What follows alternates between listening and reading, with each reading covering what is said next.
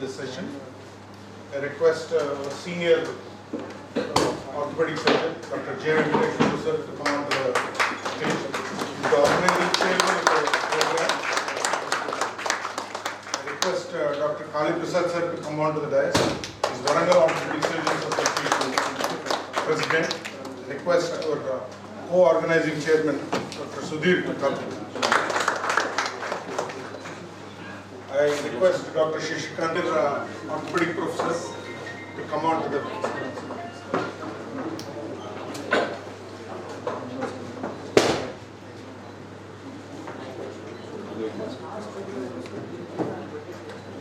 I request Dr. Babu sir to come. Grant sir, please. Ashok sir. Ashok sir. Ashok sir. Please. Grant sir. You are the pillars of our Sir, meet these. Meet these.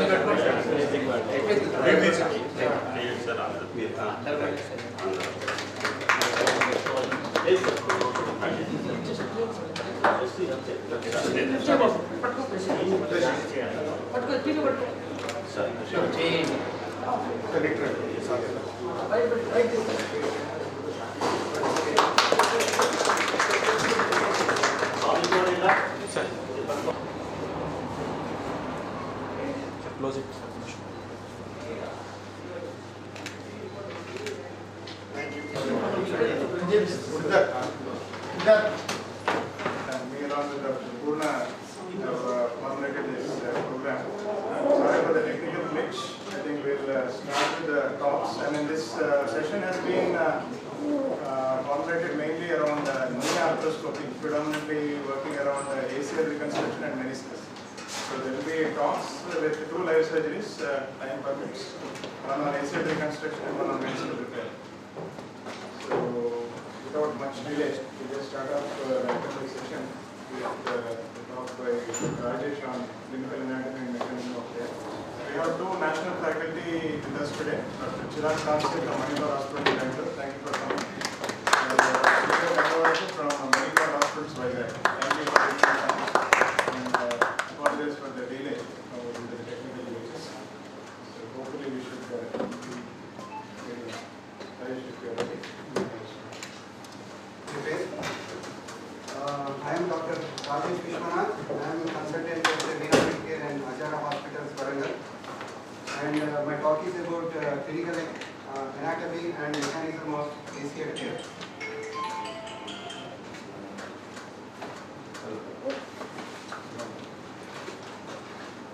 As you all know, this joint is supported by 2 extra articular ligaments, that is ACL, medial collateral ligament, lateral collateral ligament, and intra-articularly by anterior cruciate ligament and posterior cruciate ligament.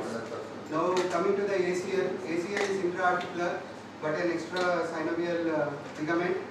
It is a band of dense connective microstructure of type 1 collagen and made up of matrix of proteins, glycosamine or glycons, elastin with multiple functional interactions. And ACL contributes to the 84% of resistance to the anterior translation of tibia over the femur. And the ACL length varies from 22 to 24 mm in length and mid about from 7 to 12 mm. Coming to the broad aspect of the clinical anatomy of the anterior cruciate ligament, it is attached to the anterior aspect of the superior surface of the tibia, and the insertion is just behind the anterior horn of medial meniscus, and it lies just in front of the anterior horn of the lateral meniscus. And coming to the broader aspect on the femur side, it goes upwards and laterally, and it inserts into the posterior aspect of medial surface of lateral femoral condyle, as you can see in these images. So broadly speaking, it is over the anterior surface of the superior surface of the tibia, and on the femur it is on the posterior medial condylar surface of the lateral condyle.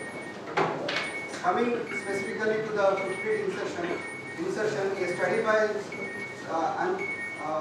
by Sauter Muro et al. Has demonstrated that tibial attachment is not only over the bony surface but also and it extends over the medial articular surface of the tibia as well as a part of lateral meniscus. As you can see here, the insertion of the tibial side is mostly elliptical, triangular or C-shaped. And if you see the footprint occupation on the different areas of the tibial attachment, it is about 151 millimeters square is attached to the bone, and about 151 millimeters square is attached over the bone, and articular cartilage it was around 1.6. And the shape of the ACL insertion is a semicircular shape with a straight anterior border and a convex posterior border. And the area of the footprint is about 113 plus or minus 27 millimeters square. So coming to the bundles, now as a whole, ACL is divided into small anteromedial and a larger posterolateral bundle, which twists itself on during the of medial rotation of the femur during the locking mechanism of the knee in extension. Coming to the and on the femur attachment of femoral attachment of anterior medial bundle is more proximal to the attachment of the posterolateral bundle. The attachment of the anteromedial bundle over the femoral footprint forms center of axis of rotation of the knee. And when we see the posterolateral bundle is attached just lateral to the midline of intercondylar eminence. Fibers are most inferior on femur, but and most posterior on tibia. So and it is this posterolateral bundle is not isometric. Posterolateral when we are doing ACL reconstruction, what we see here is the medial portion anterior to the residence ridge is the insertion of anteromedial and posterolateral bundle, and the center of this insertion forms the point of insertion. See that first is the anterior horn of medial meniscus by the anterior horn of lateral meniscus, then posterolateral bundle at the posterior horn of medial meniscus, and way behind is the PCL construction. And the important point is generally we are when we are doing ACL reconstruction, we just see that it lies at least 7 mm into the vascular supply. The major supply of the ACL arises from middle genicular artery. The distal part of ACL is vascularized by branches of inferior genicular artery. The ligament is covered by synovial. The fibrocartilage of anterior part where ligament faces the anterior rim of intercondylar fossa. Now coming to the nerve supply, ACL receives its nerve supply from posterior articular branches of tibial nerve, which grow way in front, and they also supply the fat pad. Most of these fibers are associated with endoligamentous vasculature and have vasomotor function. There are various receptors like Ruppini fibers which are sensitive to stretching, and Cassini fibers which are sensitive to the rapid movements at the tibial portion of the ACL. So why this nerve supply we have to understand is to understand a concept of ACL reflex. That is, whenever there is activation of mechanoreceptors of the proximal portion of ACL, there is activation of muscles surrounding the knee, particularly quadriceps muscle. And whenever the ACL is torn, the ACL reflex is lost, and we see quadriceps atrophy or quadriceps weakness. So this is the main contributing factor for developing quadriceps atrophy, which is an important sign to see when there is an ACL tear. Now coming to the mechanism of ACL injury, it is broadly classified into 5 parts, 5 divisions. That is non-contact fiber, hyperflexion mechanisms, and gender issues. Coming to non-contact pivot, external or internal rotation, it is the most common mechanism of ACL tear, especially in sports like basketball or football. Rotational forces of tibia, and also when the athlete falls down over a flexed position with external valgus position of the knee put in pronation, there is subluxation of tibia anteriorly. So this is contributed by the sudden contraction of the quadriceps, which may result in the rupture of the ACL. And this also is a basis for pivot shift test that we do. That is when when we externally rotate and flex the knee, this quadriceps pulls the tibia forward, and when we further flex it, it reduces because of hamstring contraction. Ireland reports active mechanism. I have already mentioned that the quadriceps contraction is an important mechanism for ACL tear. The actual strength of quadriceps mechanism is about 6,000 newtons, and the ACL strength maximum capacity is 700 newtons. So when there is an excess loading of quadriceps, it contributes to the tear. Ireland calls this as heart attack of the knee, and it occurs mainly due to late activation of the hamstring that we see during our day-to-day practice here, mostly because of, as you know, road traffic accidents. Here, rather than sports, people come with the road traffic accidents. Now, what actually happens is when the knee is in flexion and rotation, any valgus strain can control the knee. So, coming to the gender issues, as you can say, the female athlete trying to play a football and carrying a shoe along with her, it's taken from a frame from Bend It Like Beckham, which was a biggest movie, blockbuster movie. I think many might have seen. Listed following causative factors, that is, extrinsic factors are muscle strength, body movement, shoe surface interface, and skill level, whereas intrinsic factors are joint laxity, limb alignment, and notch index. When coming to the extrinsic factors and conditioning, Tim Hewitt has demonstrated that unconditional females land from jump with a knee more extended, and because of wider pelvis contributing the more Q angle, it leads to landing in more valgus position. This extended valgus position, that is, it causes a typical heart attack mechanism in the knee as described by Ireland. Hewitt advocated not only conditioning programs but also instruction on proper landing, that is, slightly flexed knee with foot looking in front is one positive step that can reduce tears in the females. Coming to the muscle strength, as Whiting with Griffin et al. Has shown that gender difference exists in muscle strength, recruitment, and hamstring peak torque. The implication of study was that in women, gluteus medius and hamstring strengthening was emphasized to protect the ACL as a counter mechanism for the quadriceps. Body movements also contribute greatly to the indirect injuries. The common mechanisms of body movement are planting and cutting injuries, straight knee landing, landing with knee hyperextended, contribute to the 29%, 28% and 26% in these studies. Hence, landing stance to flexed neutral position can reduce ACL tears. As you can see here, two footballers over there. A red footballer who is trying to hit the ball, it is nothing but to divert the yellow footballer, and in the diversion what is happening, the guy with the yellow jersey is just changing his position, contributing to tear in his left knee. So these kind of mechanisms are the study of ACL injury as a mechanism can also distract the footballer and footballer can also lead to his ACL tear.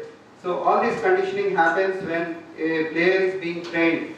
So coming to the joint laxity, we all know that joint laxity can also be an important factor, and it has been shown that in females by one of the studies by View et al. That they are more prone during pre-ovulatory phase due to estrogenic effect, and this has been also disproved by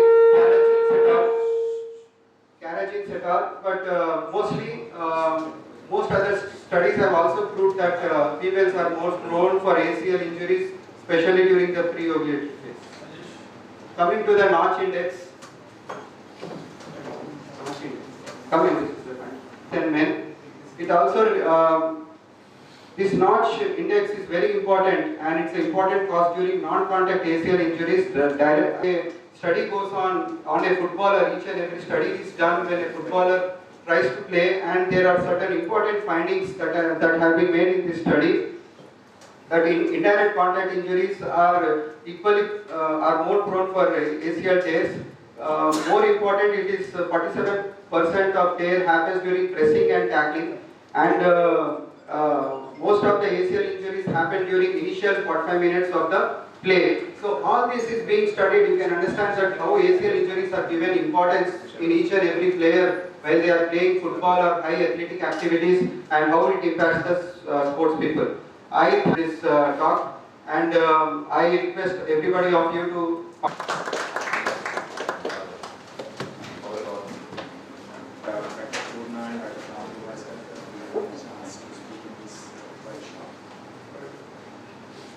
starting from general anatomy and regarding the ligaments.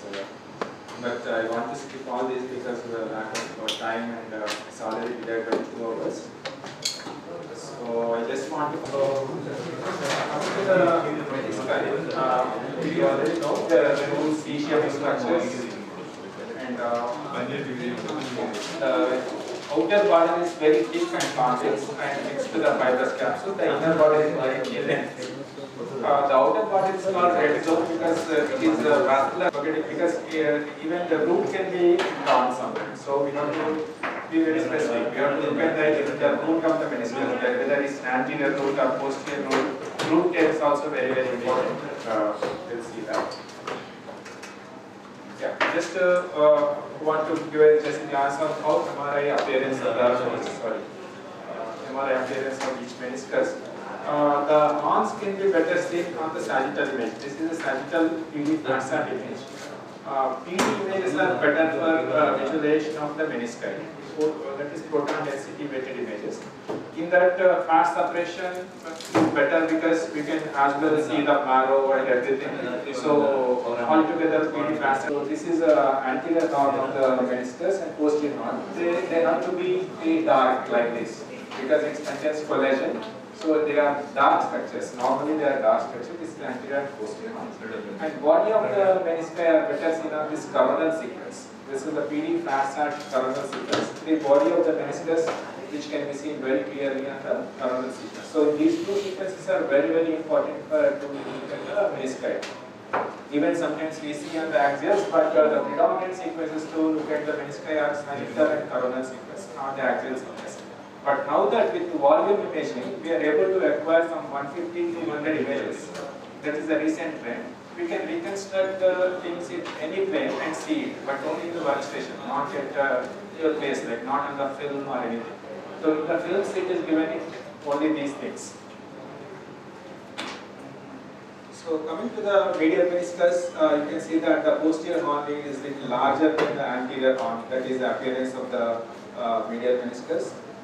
So the width meniscus here is attached to the tibial collateral ligament, unlike the lateral meniscus. So that is a very important point. Coming to the lateral meniscus, both the anterior and posterior horns are equal in size. Both are equal in size. And the peripheral margin of the lateral meniscus is attached to the capsule, except at the posterolateral where the popliteus tendon goes inside. So that can look like a tear. So we have to look at this popliteus tendon attachment, which goes through this area, which can mimic like a tear here. So we have to be very careful. So this is the lateral meniscus, body of the lateral meniscus, body of the medial meniscus, anterior and posterior horns again. So some condition called discoid meniscus, where it is rather than a like meniscus kind of appearance, the semicircular appearance, it becomes like a disc. When completely this thing is, this looks like a disc-like appearance. So continuously in 3 sections, if you see the meniscal body, then that can be called as a discoid meniscus. Here you can see that at the body level still we are able to see the entire extent. This is a condition called discoid meniscus, which commonly affects the lateral meniscus, which is prone for more tears and degeneration. And some variants which can mimic some kind of a tear. If you see that this is a meniscofemoral ligament of Gisberg, which comes from the posterior arm of the lateral meniscus, where you find some line-like thing, which some people can mistake it for a tear, but this is just a normal appearance. This is the Gisberg ligament. This is a ligament of Humphrey. This is the anterior meniscofemoral ligament, which can also mimic like a tear. So you have to know that these two things, which goes anterior and posterior to the posterior cruciate ligament here. Yeah, coming to the normal variants, here again I have told you this is the posterior meniscofemoral ligament of the Gisberg, which looks like a tear here, and sometimes meniscal flounce. Because of the position of the knee joint, the meniscus can get into a fold-like appearance. This is just a fold. This is not a tear or anything. This is just a normal appearance because of the position of the knee joint. And here again I told that there is a popliteus tendon which goes here. There is some gap here, some fluid filled gap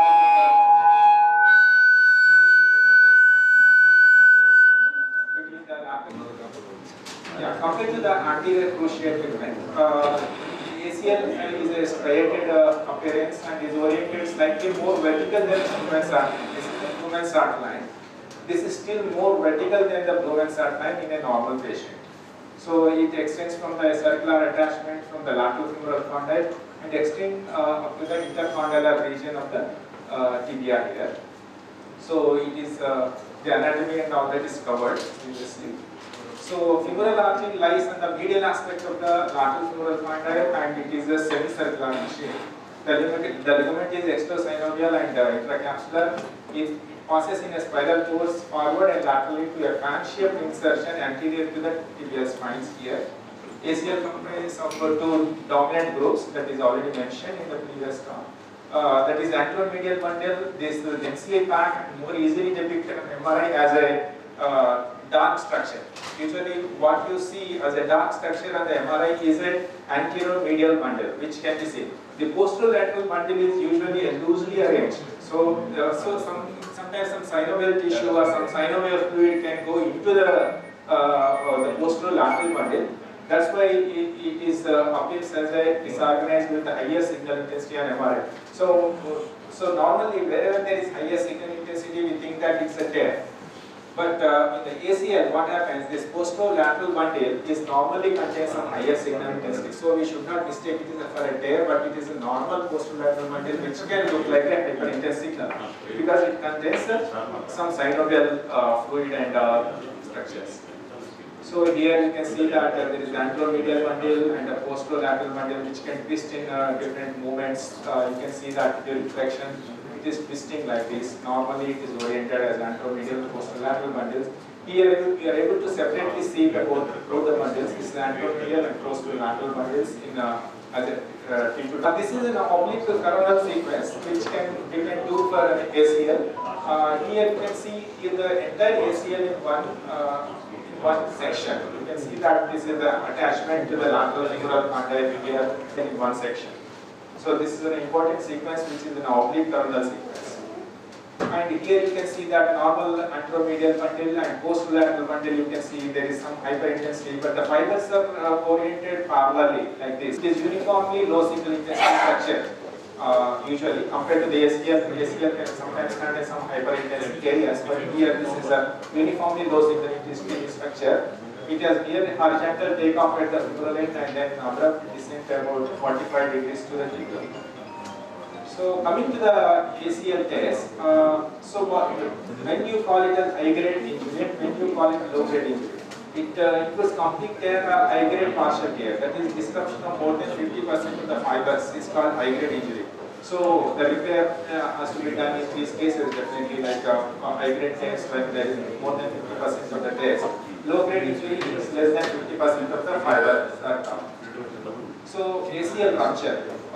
So I told you that ACL should be dark signal. So what happened here? It is very thick and there is some hyperintense tissue which is replacing the ACL in these areas and some marrow contusions and edema in all these areas where normal marrow should be there. So this is definitely a case of an accident with ACL rupture.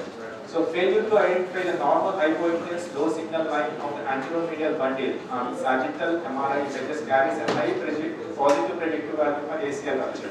That we have to understand. So in acute stage it is difficult, like ligament fibers are drastically disrupted and separated by hemorrhage and edema. So you see like a thick mass-like appearance. You cannot see more clearly like where it is torn and all that, but you can predict that it could be a high-grade injury. Individual fibers of the ligament are difficult to identify and it is often unclear whether the injury involves the proximal, distal or mid substance of the ligament. Then there is an acute injury, very acute injury like this where there is a lot of effusion, edema and all these tissues. Coming to the, this is an example of ACL tear. You can see that there is a signal changes involving the ACL in the proximal portion. Similarly, you can see the same thing in this axial images also. When you have a sagittal image, you can correlate that on the coronal as well as the axial images to tell that there is a tear. Only sagittal images will not tell you whether there is a partial tear, complete tear or not. Because the ACL is oriented very obliquely, so only sagittal images can miss the tear. So you have to see it on the axial as well as the ACL is oriented normally here. But here in the coronal images, you can see that there is an empty notch sign. With the femoral attachment to the lateral femoral condyle, you see that there is a fluid signal which is separating the fibers from the bone. So this is a very clear-cut case of ACL rupture from the femoral attachment. But here you are not able to make out very clearly. So you have to either use the coronal area, and it may also fall back towards the PCL, and it lies against the PCL also. So in the chronic stage, it is completely different from the acute stage. So on the two stages, it is the ACL case will be seen differently. So you cannot expect the same findings in the acute phase and as well as the chronic phase. So when patient gets a scan done and after 6 months or something, then again it comes back, the entire things will be changed. So you have to see both more carefully. So secondary signs of ACL rupture, what are the secondary signs? There is an anterior tibial translation. So you can, if you draw a line here, there is more than 5 millimeters between the posterior margin of the tibial plateau and a perpendicular tangent in the mid-lateral femoral condyles. When there is a partial tear of the ACL, there can be tear of the only just posterolateral bundle. Here you can see that this anteromedial bundle is normal, but posterolateral bundle is not torn. So sometimes you can mention that there is only just one bundle tear or a partial tear of the. Here there is a case of a partial tear of the ACL. You can see that there is some signal changes here. There is some attachment here, but here there is a tear. So this is a partial tear of the ACL. And this is an angle. I told you that this should be more vertical compared to the Blumen's outline, but here it becomes not vertical, but it's fallen. So this is also a sign of high-grade ACL injury. You can see that here in this area. Yeah, sometimes there can be avulsion fracture of the ACL here. There is an avulsion fracture at the attachment to the tibia here, and you can see that associated marrow edema in this acute fracture. So there is a fracture fragment with associated edema. You can calculate the size of the fracture fragment to whether you want to fix with a screw or something. So the size of the fracture fragment is also important. The PCL usually gets fractured like that. Avulsion fracture of the PCL is very common. But avulsion fracture of ACL is not that common, but still you can see that. Yeah, this is a case of ACL complete rupture. You can see that there is an acute injury with a lot of effusion, a lot of very articular soft tissue edema. And here you are not able to see the ACL. There are signal changes here, and here there is an empty notch, and you are not able to see the ACL at this area. Like a lot of marrow contusions you are able to see here. There is a marrow contusion, Yeah. So some kind of bony injuries can be seen in cases of injury. Here there is a posteromedial aspect of the tibia. You find bony contusion and all that. That indicates that there could be an ACL injury. And here lateral femoral depressive notch here. That also marker that ACL injury can be there. This is a triad where there is a injury of MCL. Here there is MCL is completely torn, complete grade 3 tear with retraction, and there is an ACL tear, and there is a tear of the mucoid degeneration. Mucoid degeneration almost looks like a tear, but the fiber orientation is very parallel to the rest of the ACL, but there could be fluid. It can produce a ganglion cyst. So this is the next stage of that. This is the formation of some cyst-like thing. Secondary to mucoid degeneration. This is the ACL ganglion cyst in the proximal portion of the ACL. Rest of the ACL looks fine here. So I skipped this PCL injury, but there are only two slides. This is the partial tear. This is we can call it. This is a grade 1, grade 2 tear. But this is a grade 3 tear. This is a complete tear with a fluid in the gap of the PCL. This is a complete grade 3 injury. But most of the time PCL is the avulsion injury. That is the most common site of PCL injury. Yeah, MCL injury, there is grade 1, grade 2 and grade 3. Grade 1 is a very mild form of injury, strain-like thing. Grade 2 is partial tear and grade 3 is complete tear with avulsion. That is a pattern of MCL injury. Just keep this post-lateral corners. MCL tears. Yeah, coming to the meniscal tears. So meniscal tears, when you see a high signal, that is fluid signal, it is P signal, unequivocally reaches the surface of the meniscus, then only you can make the diagnosis of a tear. Here you can see that this is a longitudinal tear. So this is like this is a meniscus. So this is longitudinal tear. This is a horizontal tear, and this is the radial tear. There are three basic kinds of tears which can happen in the meniscus. On the basis of those three basic tears, when they displace, they form the secondary tears. Those are bucket handle tear. That is just a displaced longitudinal tear. Like previous one, this is a longitudinal tear. When this displaces to radial tear, when it displaces, it produces a tear called parentic or displaced radial tear. So these are the displaced tears. Those are the primary tears. So how it can be seen? You have to imagine that the meniscus is a C-shaped structure, and when it is cut like this, how it can be seen like this? Here, this is the longitudinal tear, which is extending from the upper surface of the meniscus to the lower surface. Definitely, it is extending to the surface. So this is a grade 3 longitudinal tear of the meniscus in the on the peripheral aspect. Same thing you can see on the side. This is the coronal sequence. This is the sagittal image. You can see that this is a 3D sequence. So here you are able to see that there is discontinuity. So this is a longitudinal tear. And here there is a bucket handle tear. This is a displaced tear which is extending. So you can see that displaced fragment adjacent to the PCL here. This is the PCL. Adjacent to the PCL, if you see a fragment going there and sitting, that is called double PCL sign.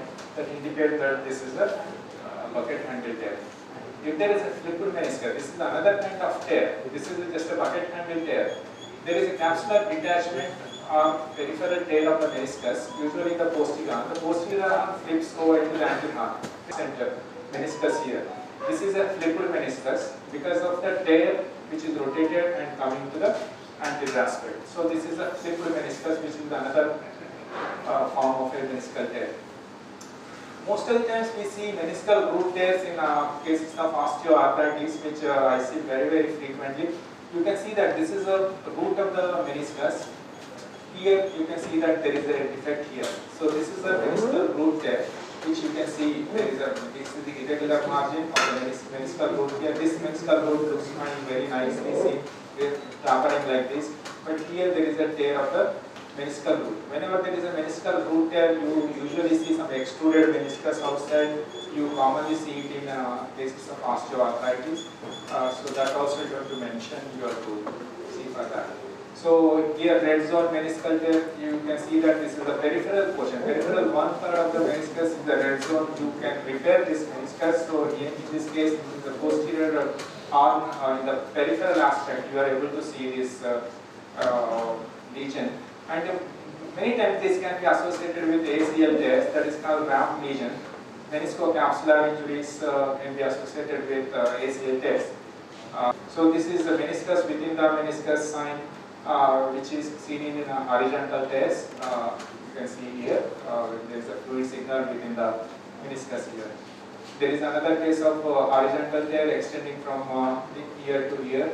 When there is a horizontal tear which extends entire length, you can form the parameniscal cyst. Here you can see that there is a parameniscal cyst which is forming due to a horizontal divide, tears dividing the meniscus. They are perpendicular to the long axis of the meniscus. Meniscus is like this, so the tear is like this. So this violate the collagen bundles that parallel the long axis. The collagen bundles of the meniscus parallel like this. So they are perpendicular. So they are cutting the collagen bundles like this. They are coming through the meniscus, dividing the meniscus into a front and back piece. Either it can stop here. This is the partial radial tear, or it can go completely and divide the meniscus into two fragments, anterior and posterior fragments. So here you can see that there is a radial tear on the sagittal image and the coronal image. You can see the missing meniscus in this area. So that is a complete radial tear here. This is a complete radial tear. you are able to see in this example. I will show you the next example. Yeah, here in the axial sequence, it is very easy to see. That's what in the volume sequence we can reconstruct them, and we can see in the axial sequence when you see that there is a missing meniscus, empty meniscus sign. If you see that there is an empty meniscus sign, that means that there is a radial tail which is extending from the inner to outer aspect completely.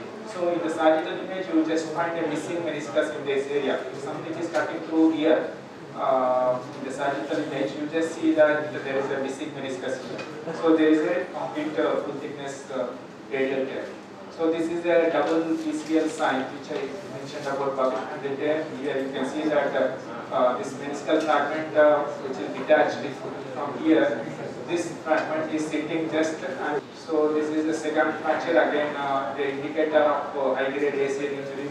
There is a second fracture here with the tear of the medial meniscus, tear of the ACL, and the medial thoracic. So there is a parameniscal cyst due to high grade meniscal tear. There is a meniscal tear which is forming a parameniscal cyst here. Here also you can see that there is a horizontal tear and there is a cyst here. So whenever there is a parameniscal cyst, you have to look for a horizontal tear which is extending to the surface. Yeah, thank you. Any questions?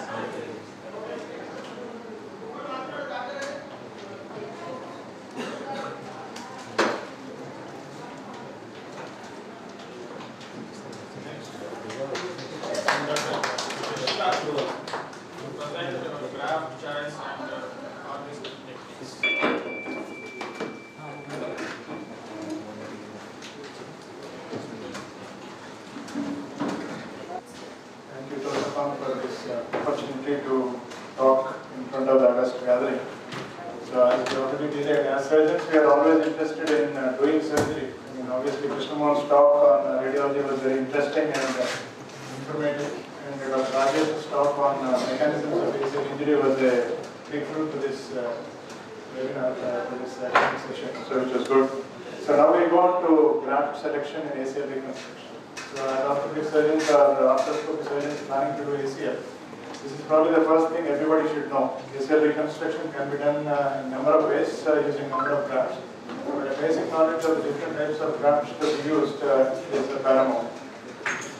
So my talk will be to cover what is an ideal graft, what are the different graft options we have available, and what are the graft harvesting techniques we can talk about. So why are we talking about ACL surgery today is because it's one of the most common orthopedic surgery performed. And the other important thing is 85% of the orthopedic surgeons who are doing ACL surgery do less than 10 per year. So this shows that we need to have thorough knowledge about every aspect of ACL, and probably the graft harvesting or the graft selection is probably an important aspect. And the failure rate is also estimated to be 10 to 15%, and there are a number of reasons for that. But poor graft selection probably is one of the reasons as well. So when we do an ACL reconstruction, we want to have an ideal graft. What is an ideal graft? There are a lot of prerequisites or requisitions which graft should probably fulfill to become an ideal graft. So ideally it should replace anatomy, it should have the same biomechanical and structural properties. It should have minimal site comorbidity, cost effective, secure fixation, biological integration. See, these are all the prerequisites an ideal graft should have. So throughout the talk, we'll try and go through the different grafts which we use, the common ones, and see which fits into this ideal graft situation. And as I said, there are important variables in the success of ACL surgery, and out of this, the graft selection probably is the important thing. I mean, surgical treatment, tunnel placement, and functional rehab are also important, but the first thing is graft selection. So, as we all know, people have used patellotendon bone graft as the most commonly used bone graft, and it is still the gold standard even in spite of the rapidly changing scenario with regards to graft selection. And we will just go through the different options available and try and see which one is the best.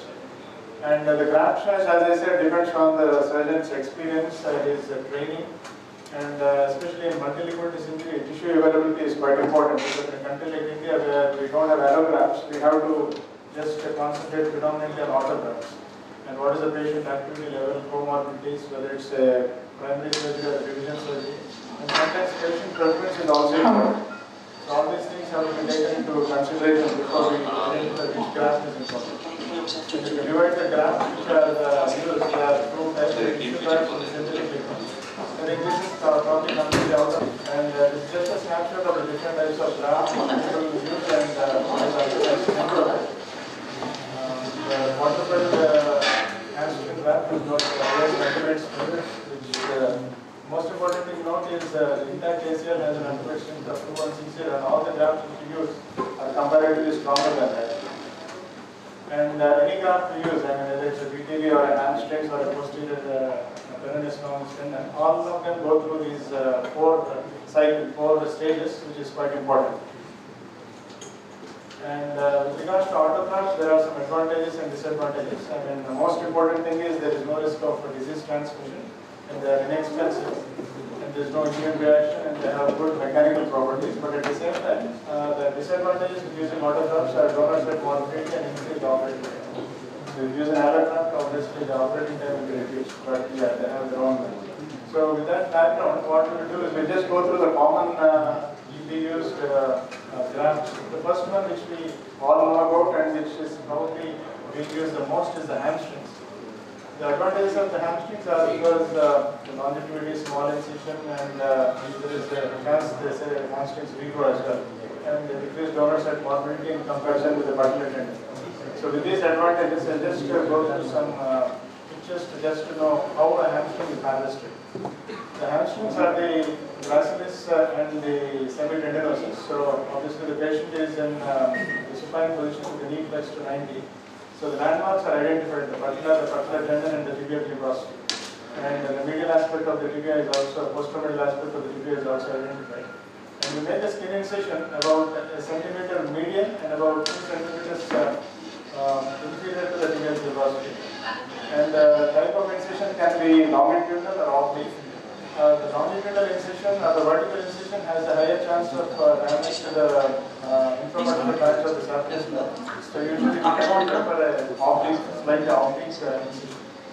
So when we do the oblique incision, then we expose the skin and the subcutaneous tissue.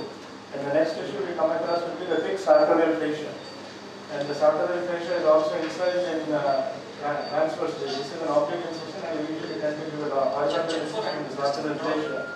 And then we deliver both the gracilis and the semitendinosus tendons. Whether if you're using an all-inside technique, you can probably use only the semitendinosus tendon. Otherwise, you use the gracilis and the semiti both. The quadruple hamstrings is the most commonly used, so we tend to take both the gracilis and semiti. And obviously, the important points to note here are whether you can use an open stripper or a closed stripper depending upon your preference. And the most important thing to note are the vincula which usually hold these tendons. There are a few regular vinculae which hold these tendons to the head of the middle head of the gastrocnemius. So most important thing is to identify those vincula and separate them, because if you try to harvest the graft without separating the vincula, there will be premature amputation of the graft. So the semiti has two definite vinculae, about 5 and 10 centimeters from the incision. So we take out the vinculae, separate this, and then either use a closed or open stripper and then secure the graft. This is a commonly used technique, in the sense that you make an anteromedial oblique incision, but in certain situations where you want a cosmetically, if people are worried about the scars and things, you use a posterior incision as well. This is basically the knee flexed to about 90 degrees, and where you target the semitendinosus tendon. And then you make a small incision on the area, the posteromedial area. Then identify the tendon, pull it out, and then use an open stripper, strip it out from distal to proximal, and then change the stripper in a different direction and take it from the insertion into the tibia. So this is a different technique for hamstring harvesting. So once the grafts are harvested, obviously depending upon the technique you are using, whether you are using an all-inside technique or endobutton and bioabsorbable screw, you usually prepare the graft. So this is the standard quadruple hamstring graft. Sometimes depending upon the availability of the graft, we have to triple the semitendinosus and double the gracilis. So this is the technique which we use to make that 5-strand ACL graft. So this is the semi-T. Basically, it is attached to the endobottom here and endobottom loop, and then it is looped down to itself, and then you have this fiber tape which is attached to the end. So this will form the 3-strand, and on top of it you use the gracilis, which will make it as a 5-strand hamstring. The other technique is where you use it as a 6-strand technique. If you have a good length of the gracilis, you can use a 6-strand, and this is what it looks like. So 6-strand hamstrings or the 5-strand hamstrings or the quarter-foot hamstrings. So depending upon the length of the graft, you can change your technique. And when you are using an all-inside technique, you can just use the semitendinosus tendon and usually make it into a graft and use it in all-inside technique. So the advantage of this is you can use the semitendinosus graft and you can get a reasonably thick diameter of the graft, because as we all know, the success of ACL reconstruction is very much dependent on the diameter of the graft. If any time we get a diameter of less than 8 mm, the chances of failure are quite high. So graft selection and graft diameter are quite important. What are the disadvantages of hamstrings? Obviously, because it's a soft tissue graft, in the long term there is a tunnel widening. So when you go for revision ACL reconstruction, so we have used a hamstring graft. The tunnel widening is an important side effect. And because as we discussed, the saphenous nerve is very closely attached to the hamstrings harvesting, so there is a chances of damage to the infrapatellar branch of the saphenous nerve. And obviously the soft tissue has to be incorporated under the bone, which is a delayed effect. So that is about hamstring graft, which is the workhorse as of now for ACL reconstruction. But the gold standard still is the patellar bone tendon bone graft, which is most commonly used in young and active patients. The main advantage with the bone tendon is basically it relies on bone healing, which happens very quick, and the rehab is also very quick. So I just go through the steps of BTP harvesting. So usually it is done with the longitudinal incision from the inferior pole of patella to the tibial tuberosity. I mean, there are people who usually can do it even with a small incision, which is an oblique one, and which can be retracted, and with the position of the knee flexion and extension can use a smaller incision. But traditionally for you to learn, obviously the incision is slightly bigger. So inferior pole of patella to the tibial tuberosity. And once you go through the skin and subcutaneous tissue, you have a layer of keratin. So it is very important to separate, probably make a different layer of, identify a layer of keratin, so that in the closure it will be much more easier. So once you have gone through the keratin and separated the keratin, you have the patellar tendon. And ideally you have about 1 centimeter width of patellar tendon which you need. And you take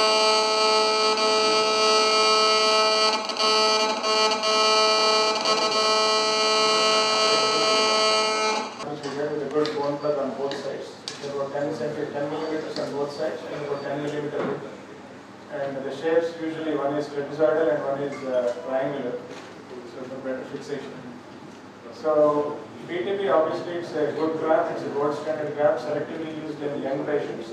And graft preparation has to be very meticulous, because the main disadvantage with BTP is the length is fixed, the length of the graft is fixed.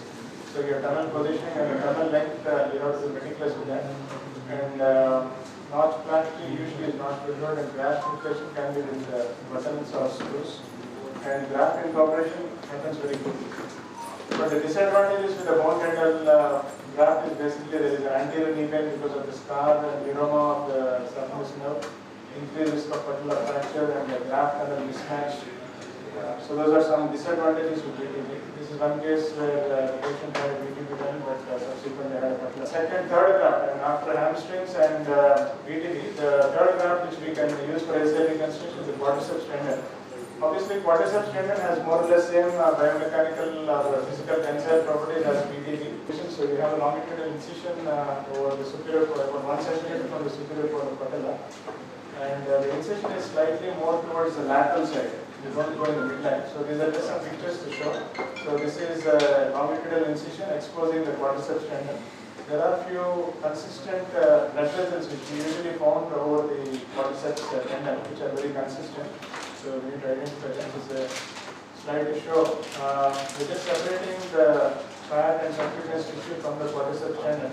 So this is just to make a proximal end, and then you come back to the patella and take the bone in. So you can use an osteotome and a saw to take the bone back from the patella. So at the end of the procedure, you should get a neat quadriceps graft with a good bone graft. I mean, if you're doing, and then once the graft is harvested, you close the subcutaneous tissue and the facial layer which you have opened. The main one disadvantage technically with this quadriceps tendon harvest is obviously sometimes there can be leakage of the arthroscopic fluid from the joint, so that is the reason it needs to be repaired. And there are new methods of harvesting the quadriceps with the percutaneous incision. You don't even need to make a big incision. So this is a quadriceps tendon graft cutting guide, so which will give you about 7 millimeters of thickness of quadriceps, and the width can be varied. 7 millimeters of depth is the limit, and the width can be varied by adjusting this. And that can give you this is the thickness based on the requirement. The problems with quadriceps tendon is obviously less experience, because we are more familiar with hamstrings, so we continue to use hamstrings, less experience. And in comparison with BTB, we have only one bone block, and obviously there is some degree of weakness post-operatively, and it's predominantly used for revision situations. And the fourth graft which people have been of late using more frequently is the peroneus longus graft, and it's usually used in revision ACL and TCL reconstruction, reconstruction. And especially when you take a hamstring graft and you are wanting to augment it also, you can use the peroneus longus. And in some cases, people are trying to use it as a primary choice for ACL as well. With regards to the surgical technique, obviously the peroneus longus and the peroneus brevis, they lie posterior to the lateral malleolus. So you make a small incision posterior to the 4 centimeter incision. Then you come across the skin subcutaneous tissue, then you have the superficial superior peroneal retinaculum. You cut through that. Then you get both the peroneus longus and brevis. The peroneus longus is a more superficial structure and it's more tendinous, while the peroneus brevis is more bulky and muscular. So that is the way we identify them. And once we have identified them, we usually put a suture between the peroneus brevis and longus distally, and then we excise the proximal end, then make a whip stitch through it, and use a stripper to cut the graft. Depends on these two factors, the experience and training and comfort level. So if you have not used a graft or not trained, you tend to continue to use the same graft for everything. So the answer to the question is why more number of ACLs. But for people or surgeons who are doing relatively less number of ACLs, the basic idea would be to stick to one particular graft which they are comfortable with, and then try and use it in a regular way. So rather than try to use each and every graft. So that's about it. Thank you. And can I ask Dr. Sridhar, can you please moderate the session? That's the time. Can you please moderate the session of ACL? Multi-ligament reconstruction, not primarily for ACL. It's good for not using it primarily, but predominantly multi-ligament reconstruction because people they don't want to take the opposite hamstrings. And given the option, they easily go with the I'll be briefly describing about the surgery which is going to be there. This is a case of a patient named Devila, 20 years age, golf worker, who had a fall while playing cricket and twisted his knee and got the injury. On examination, he had actually presented with pain and feeling of giving away since 1 month. On examination, he had anterior negative. These are the MRI images showing the complete ACL tear.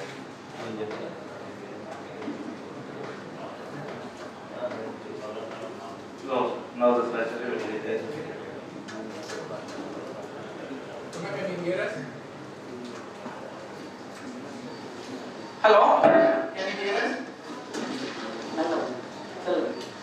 Yeah, I can hear you, sir. Yeah. So, What is your plan? so I think Dr. Reddy presented this case. This is Okay. he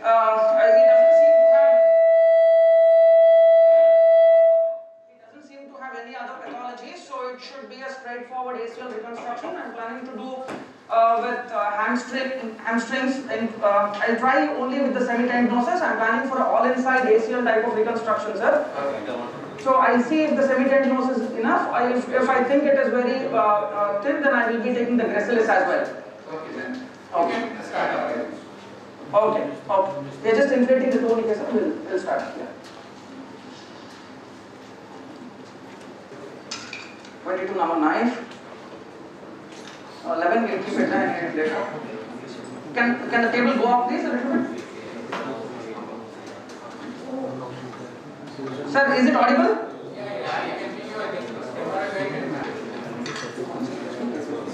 Yeah. Okay. If possible, if the camera guy can come right. And the forceps, please.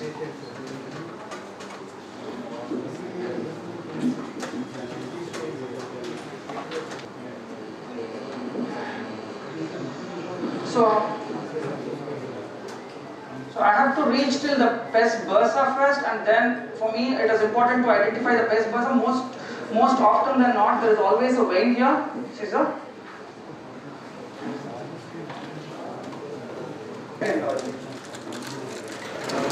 Is it better, sir? Yeah.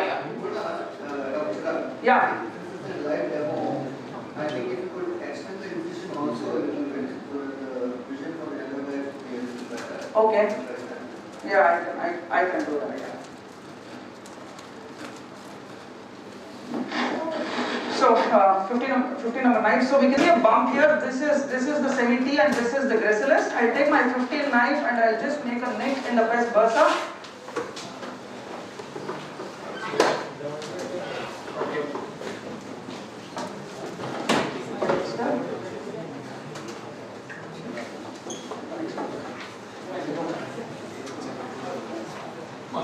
So I'm just fetching out the tendon.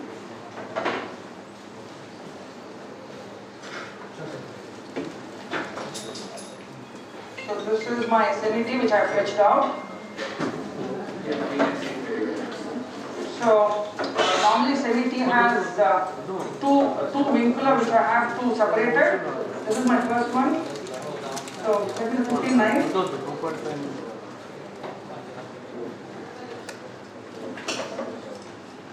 So I usually flex my knee after I cut my first vincula.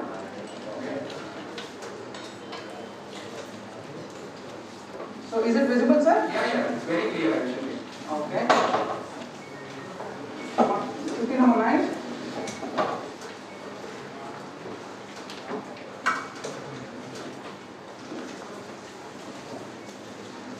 So I think that's it, but I'll just put my index finger in to see if there are any more attachments. I think it's pretty free. So I'll take the open stripper. I prefer to use the open stripper because I believe that it gives me more length later on. I'll show that. So gently I'll pass inside and make sure that there are no vincula. If there is anything in between, I want to take my instrument out and then again do it. There is something, I think my instrument has slipped. I'll do that again. So delicate, if you can't see, you can actually come and stand. It's only for half an hour. Come closer. It's much better from the closer. You may not I'll just cover this. I don't like my graft touching the skin most of the time. So this is not very thick. I'll take the gracilis as well. Sridhar sir. Yeah. Okay.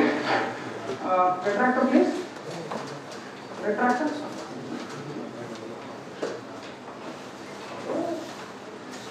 You're planning to put the debilitation inside? Yeah, no, I'm not planning to keep it. I'll cut it later. Okay, fine. If in case there is an unwarranted amputation or something, then I'll have around 2 centimeters of extra length from the periosteal side.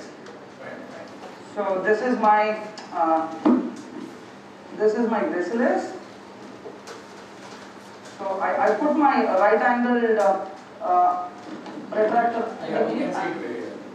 So the top one, it's important to separate the pes bursa. What I do is, if you can see, sir, I use my I use my forceps to separate the bursa from the tendon. So this is the first, get me one more mixture please, right angle.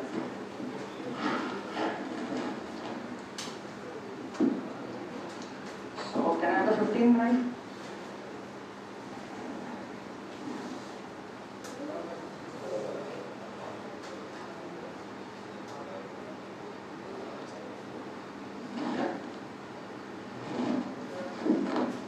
I'll just flex this again as I did the last time.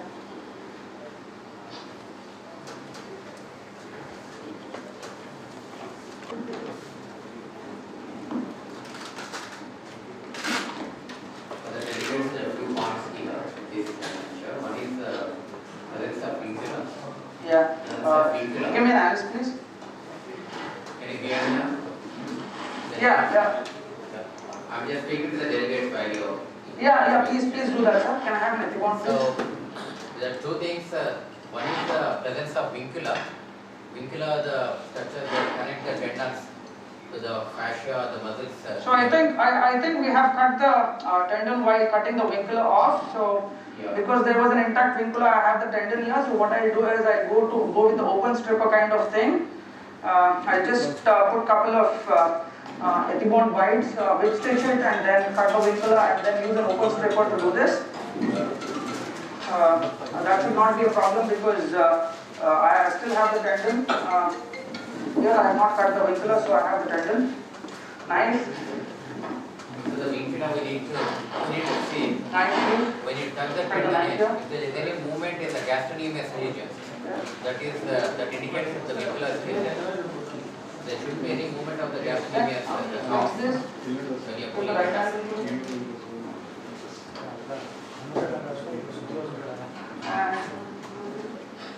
And I have scissors. 15 number 9.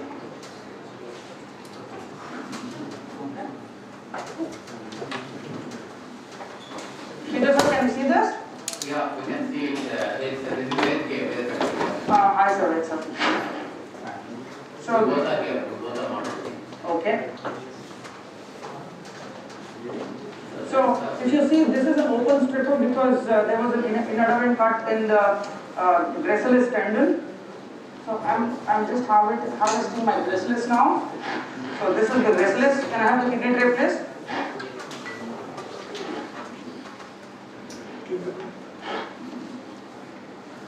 Take this, please.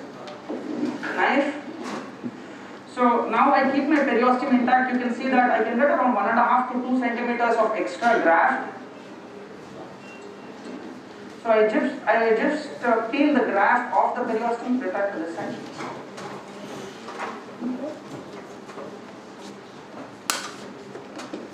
Retract, please. So again, there are two types of tendon strippers. One is an open stripper. So you can see, if you see, wait sir, can you see here? This is why I use the open stripper. So I almost got around. If you see here, I almost got around. What do you say? Around 1.5 centimeter of extra graft, which is very useful if it is a very thin tendon. This because I am planning to do an all-inside reconstruction. I think we'll have. The plan is to have a 6 centimeter length of graft with suspensory fixation on two sides. I will be showing something called as tightrope 2. I'll be telling the advantages of that implant as the surgery progresses. But on the back table, I think my fellow will prepare the graft, and I'll start off with the arthroscopy. So I just forgot to mention one thing. I just went with the graft directly without doing a diagnostic arthroscopy for two reasons. Table down, please. Because when I examined him pre-op, he had a very frank grade 3 needle before I make that. So let me have 11 number 9. So I just make incision in the skin and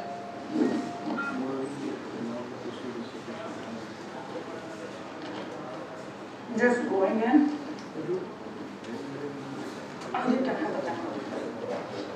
Can someone switch the camera now please to the scope view, other scope view?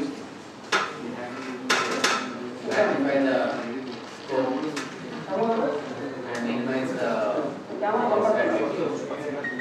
ఇది పెద్దది ఉందంట.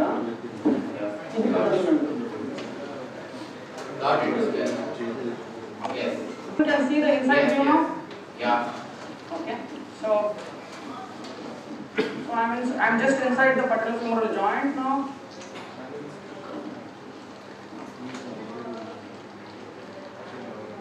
So this is the trochlea on the lower part. There is a little bit of fraying that's not significant though.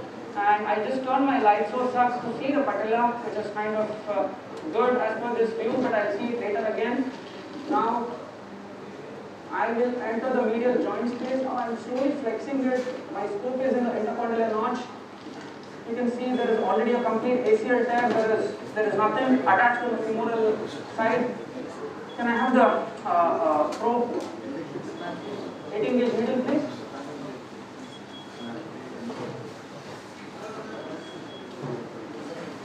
So this is a tight anteromedial portal hugging to the tendon because I plan to make an accessory anteromedial portal for my femoral tunnel. So that's my. Can I have the needle? Knife. Don't confuse them and people don't confuse them.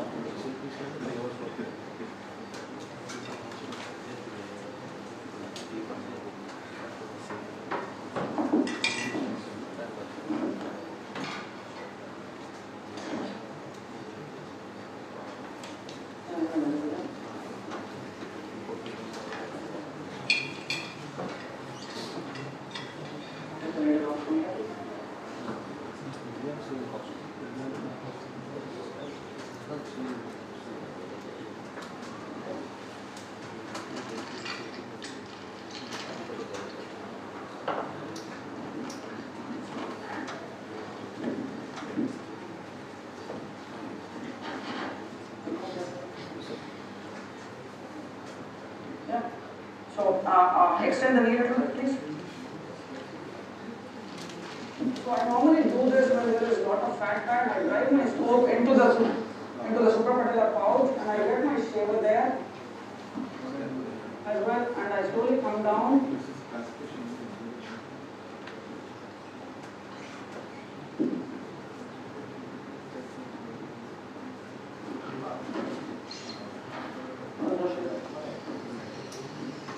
Is the suction on?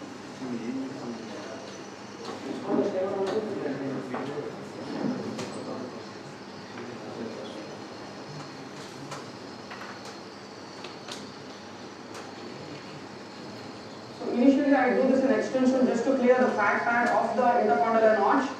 Now Anudeep will just flex the knee slowly for me. That's good. Can you all appreciate that ACL there? That's this is the notch area. Yeah. It is empty, completely empty. Yeah, it's completely empty. You can see that. Let me shave off the pad for a little bit better.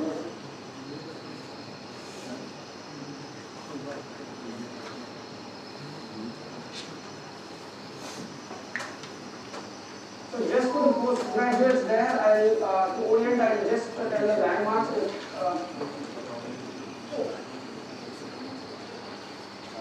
Once you shave off, you can get the probe in and then just show the. Yeah, I'll just take around 30 seconds. If you are not able to put any laser point around the thing because it's an LCD. I think after all the delay, I think the audio and the video are very good, I think, sir. Yeah, they are nice, yes.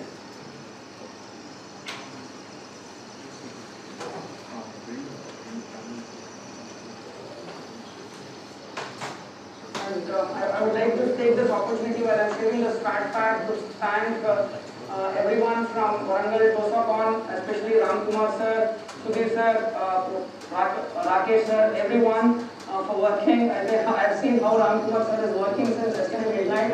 It's unfortunate that they checked everything audio visual by himself at 12:30 in the midnight, but it's unfortunate that everything went off in the morning today. Yeah, so that's So back to the. So now you can see. Get my probe in, please.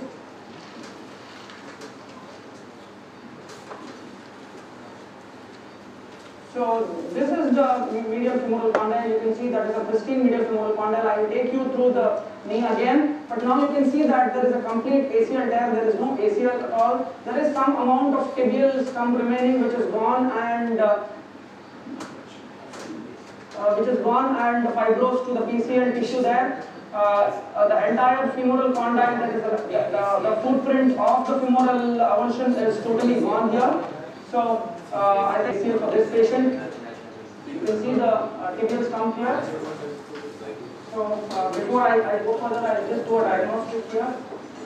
So in many chronic ACL tests, that's how it looks. There will be ACL stump. Yeah. But unless you check the lateral femoral condyle, the medial aspect of lateral femoral condyle, you would be sort of sometimes fooled to believe that it is intact. But in fact, it is actually attached onto the PCL. So this is how I like to see my medial side even though it's a 2-year-old injury. Yeah. Even though it's a 2-year-old injury, more or less the knee looks pristine. So you can see there is some grade 1 condyle changes on the tibial plateau. I think you will agree with me right now. Here, but that's not significant here. The medial femoral condyle looks pristine though. I just so I'm giving a valgus with my hip myself. You can see the camera is going here. Yeah. Onto the leg, yes. Yeah, you can see that there is a side force attached to the thigh, and I am giving valgus to the leg with my hip. So I'm pulling it really with the no menstrual tear, the menstrual tear.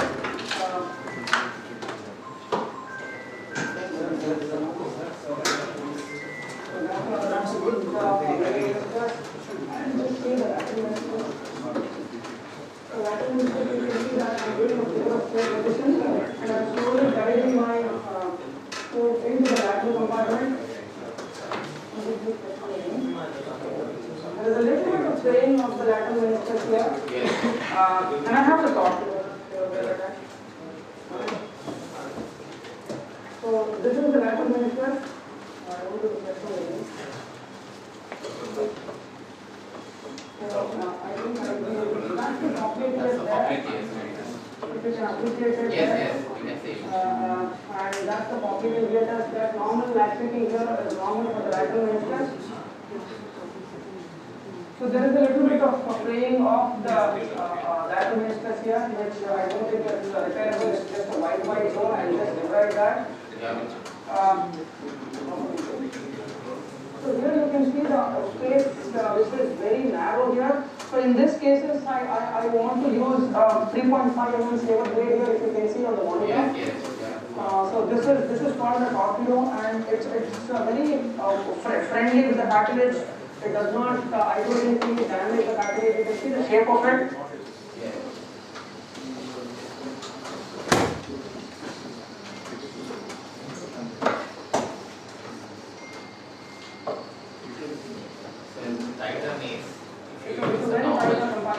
Normal size shave, it may shave off the cartilage on the top and bottom. That's what Dr. Puna is trying to say. This is a smaller one, smaller diameter, 3.5.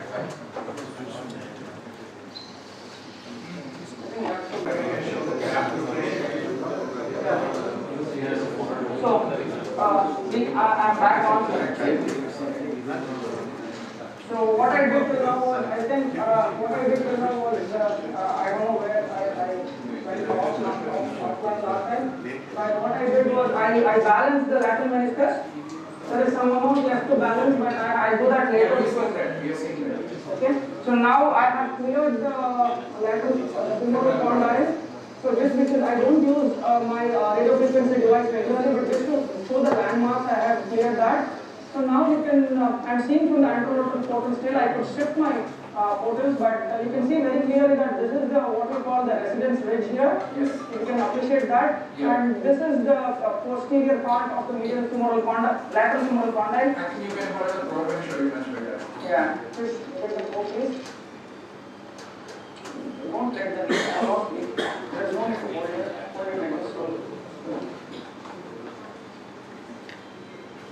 So we can see the residence ridge here, the so-called residence ridge.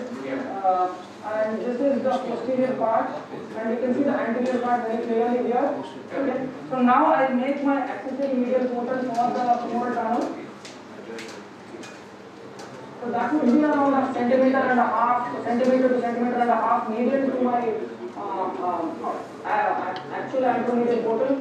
You can see my aim would be to get a horizontal tunnel and at the same time to be a little far away from the medial femoral condyle.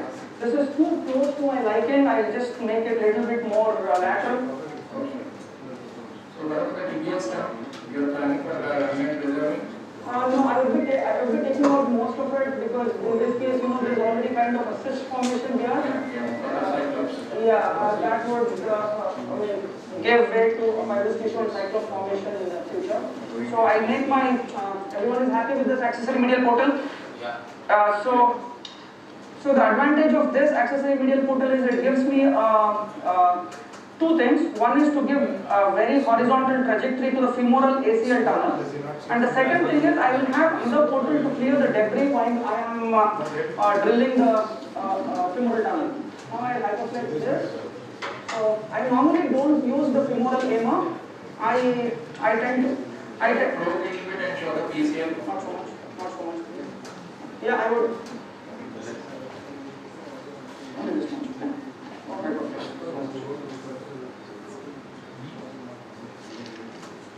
So this is the tibial stump that is attached to the PCL. I'll remove it later. Okay. And this is the PCL. You can see the PCL attachment here on the femoral side. PCL looks very good, very nice ligament there. That's the PCL. Yeah, exactly. I think many of us use the femoral offset, but I was not this way and I find this is more comfortable for me. So what landmarks I use? This is the posterior part. This is the star pin from star pin. This is for the device, the tightrope that we use. There is no need to over drill this with a 4 mm. This does two things at the same time. It drills the. It helps me to create the initial socket as well as measure the width of the lateral femoral condyle in one step. Sir? Yeah. So in this situation, would you change your visualization portal to anteromedial because you need to have a look at the femoral condyle as an end? I would normally do that, sir, but here because there is a very good vision, I did not change, but I can do that as well. Because it will give me a better view of the femoral condyle to do the entry. I can do that, but here because I had a very good view, I didn't want to do that, but I can do that as well. Let me share with you. Anteromedial portal visualization makes it better. Yeah, it gives the on-face view of what you call the lateral femoral condyle. I agree with you, but sometimes I tend to go with the. Especially in those patients with very small notch. I tend to go with visualization from the anterolateral portal itself because it becomes too overcrowding in the anteromedial and the accessory medial portal. I always don't keep that. Sometimes what I do is I just mark where I want to go for the tunnel from my anteromedial portal, and I switch my scope back into the anterolateral portal. That is what I think I'm going to do here because it is just real. It's too much of crowding of the instruments here. So you can see this is the residence list. I think I'm planning to go somewhere here, but what I do is I think I'll change my scope for this case. That should permit me to, because I'm having real crowding of the instruments there. It is falling off. Yeah. Get my star pin. So in this case, the landmarks are very much nicely visible. And there is a very good vision. And what I do is anterolateral portal. When I do, I make it hugging to the. I make sure that it is hugging to the patellar tendon, so that I have direct vision of the intercondylar notch. If I make it more lateral, I have to guide my scope around the lateral femoral condyle. I have to guide my mask around the lateral femoral condyle, which you said, sir, makes it difficult for me to see the footprint. But in this case, see, I'm not forcing my camera. It is directly in the intercondylar notch, and it is giving me a very good view of the entire femoral condyle. So that's the posterior part. I normally come around two breadths of this instrument, and the lower 1/3 and upper 1/3. That's the just posterior to the residence ridge. Okay, narrative please. But the female side, they use an all inside jig as well, or? No, yeah, that's one thing. One more thing I want to highlight. I normally, just a second. I normally do a hybrid kind of drilling. I don't use an all-inside jig for the femoral. I use the regular one. I drill it for 20 mm, and for the tibial side, I go for the all-inside jig. I just feel it is an extra step because you need to give an incision on the outer side, and I'm not sure what extra. So the main advantage will be to prevent any further damage to the medial femoral condyle. Yeah, in this I'm always viewing, and there is. Yeah. I want someone to hold the leg and then we There are two other ways of locating the femoral tunnel. So while you drilling, there are two other methods. One is to use an offset guide. So when company gives an offset guide, which will hook onto the back of the femoral condyle, and that will give you an offset of about 7 millimeters, depending on the vein. And the other method, which is actually probably the most reliable method, is to use a C-arm. That will be very well described. Use a C-arm for the lateral view, and then someone will mark it from outside, and then you locate it exactly when you go, and then not into the that's another way. What Mr. Shetkan was saying was an all-inside technique for drilling also in which you have a jig similar to the tibial jig with the aiming thing on the inside, and then you drill it from outside in rather than inside out. So the biggest advantage is you don't need to hypoflex the knee like this, and virtually there is no possibility of damaging the medial femoral condyle. As well as the position of femoral tunnel will be independent of any other factor. Whether outside is all inside drilling for the femoral.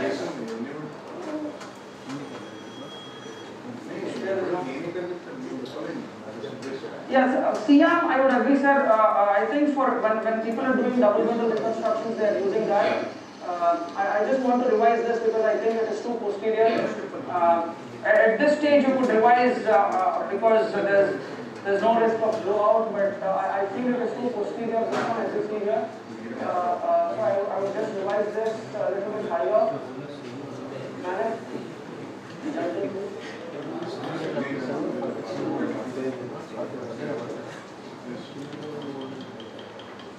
And then this is the offset instrumentation, which has that diamond type of drill.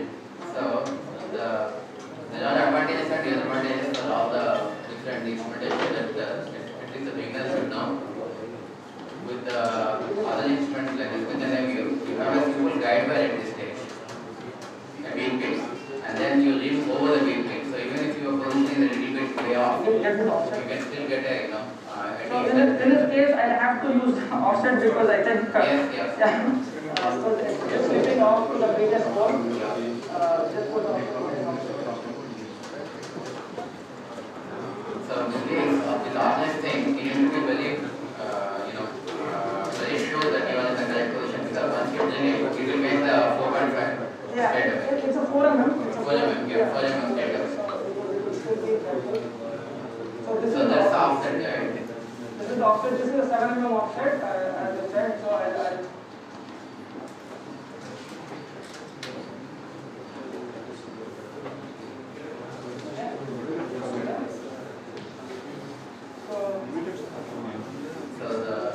that part includes on the posterior part, posterior aspect of the lateral femoral condyle.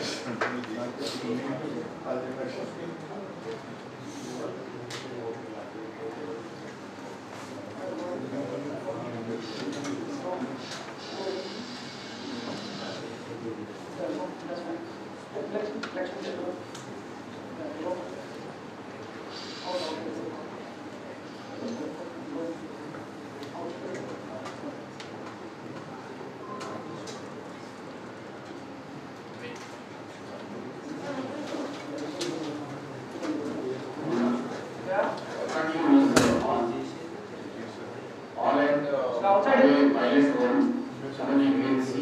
you are finding hole and then you can put The problem is I've already made a hole, so it is just trying to clip into that. I think I've got it. Going full. these batteries are very sharp, they may get Yeah, that what you said is exactly right. Sir. Going completely full speed in. Yeah, so that's good. I'll just take this out. Hold on the leg, please. Okay.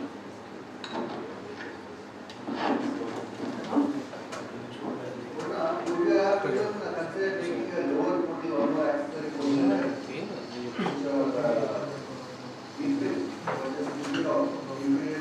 Yeah, sir, I would have, yes, but you can see here that this is the lower edge, that's the top edge. Still, I am at a very good angle here, and there is too much of posterior ridge here.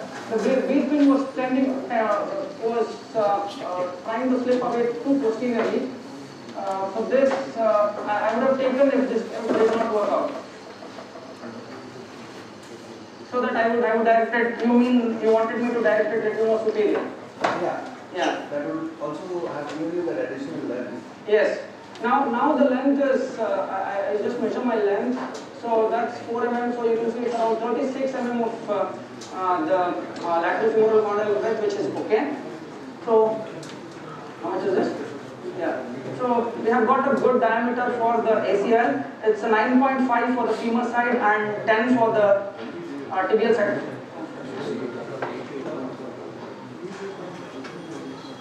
So I'll go 20 mm with this.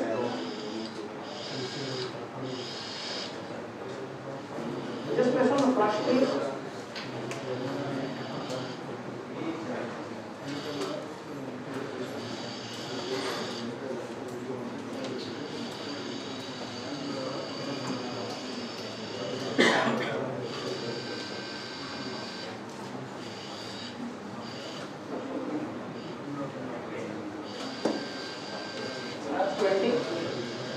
So here we need to be very careful. I just drill out only till the edge of the condyle so that, and I take out my lemur and a vision so that I do not damage the lateral femoral condyle iatrogenically. So take this and just save, and let us see. Let us have it. Let us have a look at the tunnel for the PCL to look if it is okay.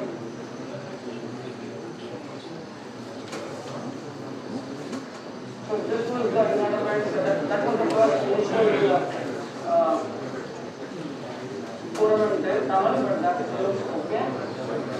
You can see I am quite posterior, even though initially it looked that I was a little bit anterior, but the 9.5 almost very posterior. I could not have gone any more posterior. There is only a thin rim of bone left posteriorly, and it's quite inferior. So let me show the portal from the anteromedial view. yeah. Yes, there is intact. Yeah, you can see that there is an impact, there is a very good I could not have, even if I used the drill from outside in, I could not have gone any more posterior because there is only a thin rim there. And initially it looked that when I was drilling, it looked that it was too anterior, but that's the size of the femoral condyle that we have in this patient. And there is, the tunnel looks quite inferior as well. So I'm quite happy with the outcome, even though it was there. And then let me now clear the femoral, the tibial tissue.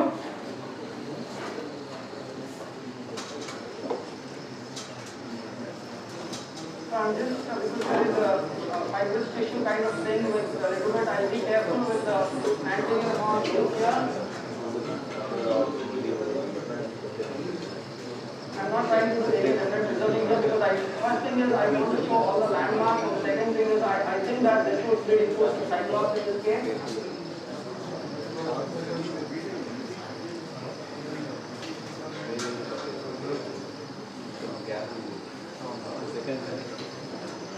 So that should be ready. Can I have the jet there? You take your fish.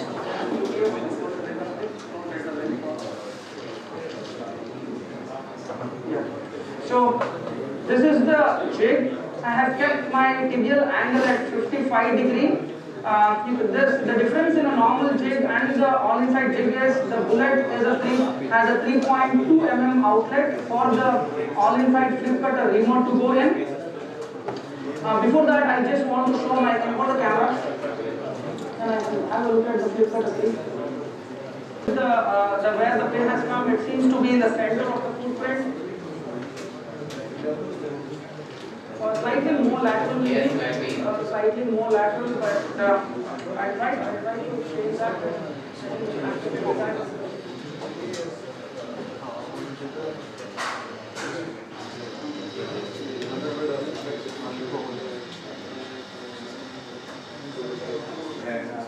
Yeah, that is slightly more lateral than the medium of it was, right? So this I went, this is what I do, especially in the slip cutter, because you can't do it again with the jig because you need to go blind little bit of unrolling. But I'm happy with this thing. So I'll just mallet this thing, and now I'm rotating the flip cutter. So where is this mark? So it's 10. You can see as I'm rotating, you can see the flip cutter arm opening up. So 10. That's 10.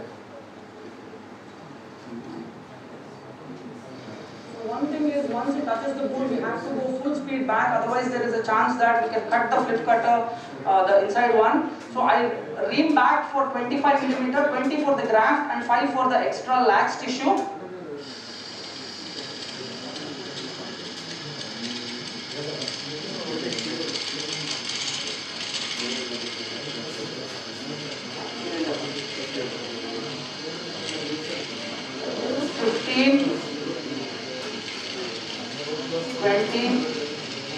And 25. Just flush, please. Flush, please.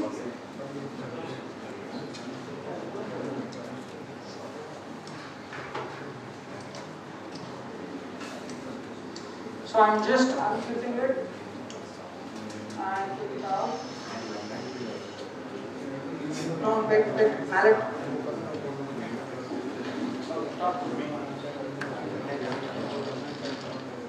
I'll just clear the debris.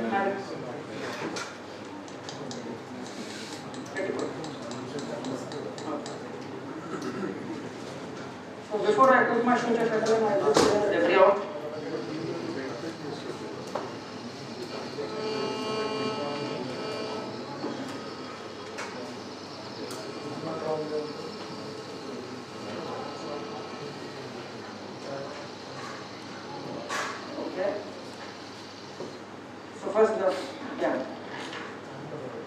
So here I need to take two separate shuttles, one for the tibia and one for the femur. So that is the tibia. Next the femur, please.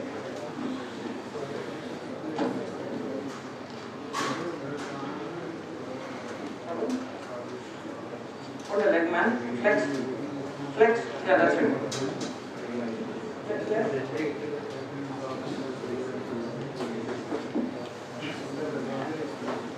Hold on. Okay.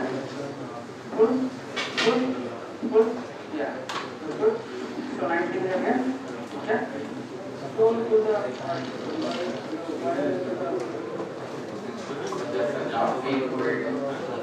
not yet. We are just settling the stitches. Yeah, we need two loops without any tissue bridge outside. So I'll take both the loops from the portal. This is my I have just colored my tibial shuttle suture with the blue so that I can identify. These are the two sutures that are coming out from the femur and from the tibia. Great. Does not come out.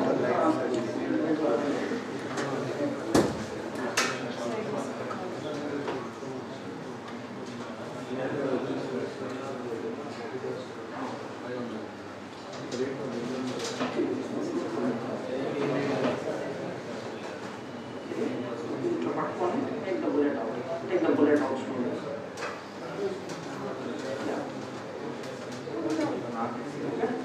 Pull it a little bit. Hold the Okay. Don't pull it down until I tell you. Okay. Pull it down. Okay, so up to now. Maybe nobody can say, huh? Good. Two loops coming out.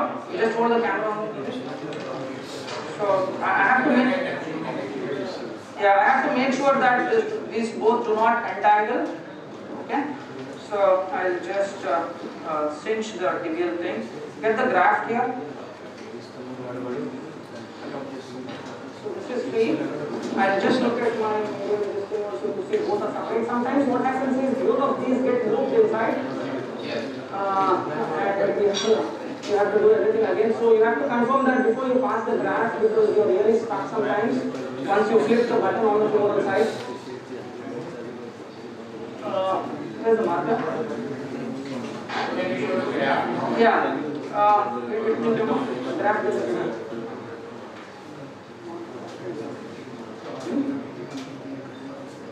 So can you see the graph here? Yeah. So if you can see the graph here, you can see this is the tightrope 2. The advantage is it has tapes on either side which is supposed to cause less injury to the graft. Okay. So these, can you see that? Yeah. So this is a 6 centimeter graft, which is the tibial side. Tibial side is on the right side. This is 10 millimeter, and the femoral side is on the left side, which is 9 millimeter in diameter, which is a very good diameter for the ACL. So this is an advantage of ACL the all-inside ACL reconstruction. This is the primary advantage because we tend to get because we need a smaller diameter of the graft. We tend to get a bigger, smaller length of the graft. We can have a bigger diameter of the graft. So I'll just mark it to 20 on either side.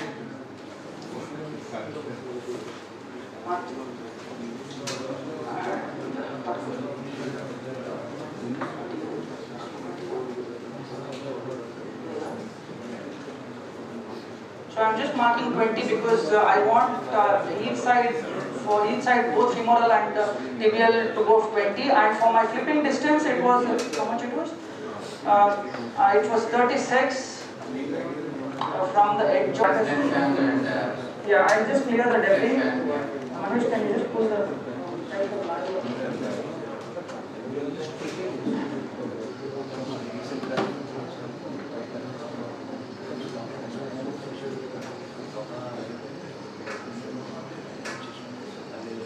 anyone wants to do a notchplasty here because there's a little bit of engagement here.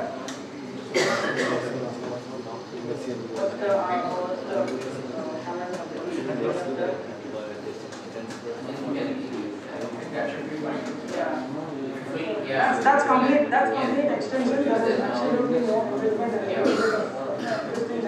But when I'm flexing it, there is real not much impingement because it is quite good and already. And you can see there is no anterior impingement as well. This is complete flexion, and this is complete. Between the PCL and ACL as well, you can just show with the. Can you show it with the? Yeah, sure. Between PCL and ACL, and also the tightness of the. Yeah, I have not tightened the graft yet on the tibial side. I have not tightened the graft test on the tibial side, sir. Okay. Just Mahesh will keep it full from pretty like just like that. Yeah. So and whatever little bit of impingement like thing we tend to see here, that is because of the graft just getting swollen up because of the saline here. I think, and there is not much impingement here, and it is quite posterior, and you can see there is a gap between the ACL and the PCL as well. It is just moving very freely, there is no impingement there.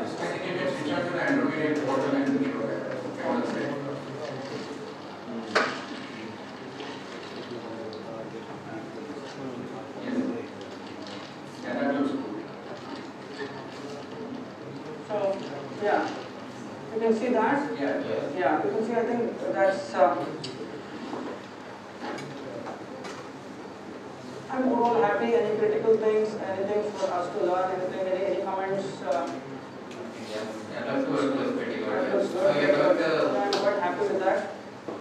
cycle the knee now or? Yeah, I just cycle the knee and tighten. There is a little bit of balancing to do on the lateral meniscus that is left.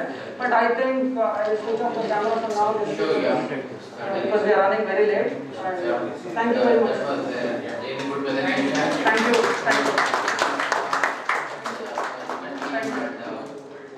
Thank you. Thank you to the anesthetists. We have made them wait long. The sisters have been standing since morning. 5 hours. This is one of the longest facial surgeries. Okay. Thank you all, sir. Thank you so much.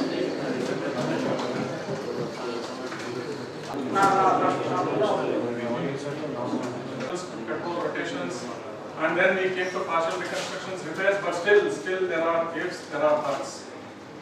Commonest causes of failure of ACL are trauma, non-anatomic tunnels, and lack of graft incorporation. The commonest cause why we don't get our tunnels right is, first thing is incomplete knowledge of anatomy. The anatomy is a bit complex. It's not simply a cylindrical structure connecting the femur into the tibia. It's something more. The biodesign is very beautiful, and we are still trying to get closer to the natural biodesign created by God. So the biomechanics are too complex. So understanding the anatomy, updating your anatomy is very crucial in getting your tunnels right. Second thing, poor visualization. You don't see, you can't do. So you need to have a good portal. You need to have a good tourniquet. You need to have good fluids. You don't need to have red house. You don't need bleeding. So better visualization, better will be your tunnels. Remnant tissue. In not so very chronic cases, it's very useful to maintain remnants. If you have a remnant, you will know where you are. You can see the boundaries of the remnants, you will know the center of the remnant, and hence the anatomy. And of course, it's the technique. I would take my opportunity to pay homage to this great man, Mr. Freddie Moore, who passed away last year. Most of the knowledge on ACL, most of the knowledge on orthopedic has been contributed by him in the last decade. And his passionate teaching is unparalleled. I learned a lot of things from him through many of his lectures attended by him in many of the conferences. And the cadaveric pictures and the schematics which I am going to present all his artwork actually. In spite of Rajesh' great presentation on anatomy, it was very good Rajesh. But still I would like to repeat a few slides. It was very interesting. ACL inserts into the deeper part of the medial facet of the lateral femoral condyle, occupying almost 50%. So the knee is flexed. The deepest part is the anteromedial bundle, and the slightly shallower part is the posterolateral bundle. As the knee goes into extension, the anteromedial in front of the ACL, anterior to the ACL, is called the lateral intercostal ridge. It's very crucial to identify this ridge. The entire ACL falls behind this ridge. As the knee goes into extension, both the bundles are parallel, and as the knee comes into flexion, the posterolateral bundle is the only thing that restrains some amount of rotation. Otherwise, they both only control anterior translation. The anteromedial bundle has very little resistance to rotation. The intra-articular length varies from 22 to 41 millimeters, and it is very crucial to understand that they have varying lengths and areas of insertional cross sections. So it actually works like a twisted ribbon. So it's a cylindrical in the intra-articular part, but as it goes towards the femur and tibia, it expands out, it splays out, and holds the femur and tibia like a claw. So that part we don't understand. So the insertional areas are far more wider, about three times wider than the actual cross-sectional area in the intra-articular regions. So when you come to the footprint of the ACL, first thing you have to find is the lateral intercondylar ridge. Entire ACL falls behind the ridge. And then there is another faint ridge which bisects both the bundles. The one posterior to the bundle is the anteromedial bundle. The one in front of it is the posterolateral bundle. So when you do a single bundle reconstruction, you try to stay in the center of this footprint. You delineate your lateral intercondylar ridge, come to the center, stay on the bifurcate, and slightly towards the anteromedial because it is far more wider in the cross section compared to the posterolateral. So in single bundle reconstructions, we aim at anteromedial bundles, whereas in double bundle, we aim at the centers of each of these bundles. The tibial footprint is far more wider than the femoral footprint, starts off at the posterior posterior horn of the lateral meniscus, comes forward between both the valleys of the medial and the lateral tibial spines, gives insertions into the anterior horn also, hurries beneath the intermeniscal ligament and comes far down till here. That's the reason why when you have avulsion injuries, the fracture occurs almost till here. So it's, although the stump is here and the center is somewhere here, the working potential of the ACL is still here. It's far more wider, which is one thing which we are unable to recreate in spite of our grafts, our techniques and tunnels and everything else. The center comes 2 millimeters slightly posterior to the posterior horn. Get a hazy view. Have a good toning. Never have a red out. If you have a red out, you don't see, you don't do anything. Have a good flow. It's not crucial to always have a plug, but then having an elevated stand, getting a good flow is very important. And this flow is always connected to the position. When you flex the knee more, the flow reduces. So you have to get used to your positions, flow, and the management of portals. Balance them out to get a good visual. Standard overview of the tibial footprint, but it is not useful to see the medial face of the lateral femoral condyle. This is what was Dr. Shashikant was pointing out during the demonstration. Going medial, you have an unforced view. You stay here, try to find your footprint from here, you won't be able to do that. Some surgeons use anteromedial portals to have a visual. It is just medial to the patellar tendon. But of late I have seen a lot of surgeons using the central Gilchrist portal, where you go through the medial part of the patellar tendon. This is a very good view. Although many people don't agree that you have to release the tendon, but nothing actually happens. It's a good view. With this, your far medial portal is well spaced out. So with 2 portals you can do. You can use the central Gilchrist portal and then go with a far medial portal. They are well spaced out. The far medial portal is about 2 centimeters from the medial border. So with this arrangement, you can have a look at the tibial footprint as well as the medial footprint with the central portal and use the working portal. Some people use the combination of high medial portal and a far medial portal, but this is okay, but a bit ramped up when you are using instruments and trying to fix your knee. 3-portal technique has been in the vogue now. Now this has been considered standard, and many textbooks mention this as a technique to be used for anatomical ACL reconstructions. Even Professor Freddie Foo, Charlie Brown, Andrews, they all swear by this technique.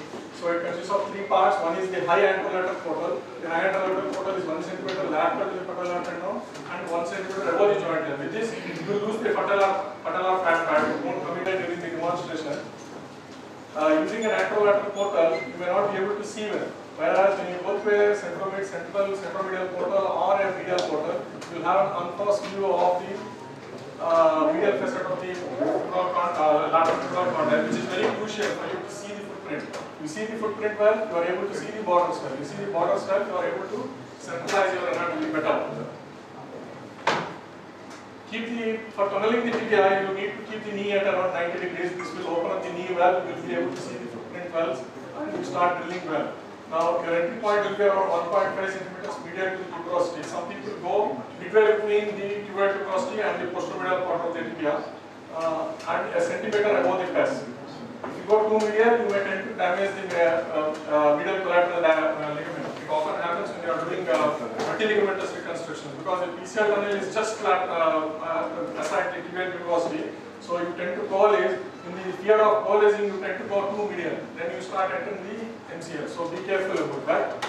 And if you are too shallow, meaning to say when you are holding the jig, you hold the jig with the rim of the jig parallel to the ground. You tend to lift up the jig, you tend to come out too shallow and reach the articular maximum. The recommended degrees is 55 degrees. Why 55 degrees? 45, 50, 55, 20 give around 35, 38, or to 40 tibial towers. The shorter is the angle. Once you have kept your jig, start looking at your footprint. The footprint of the tibial footprint is very large.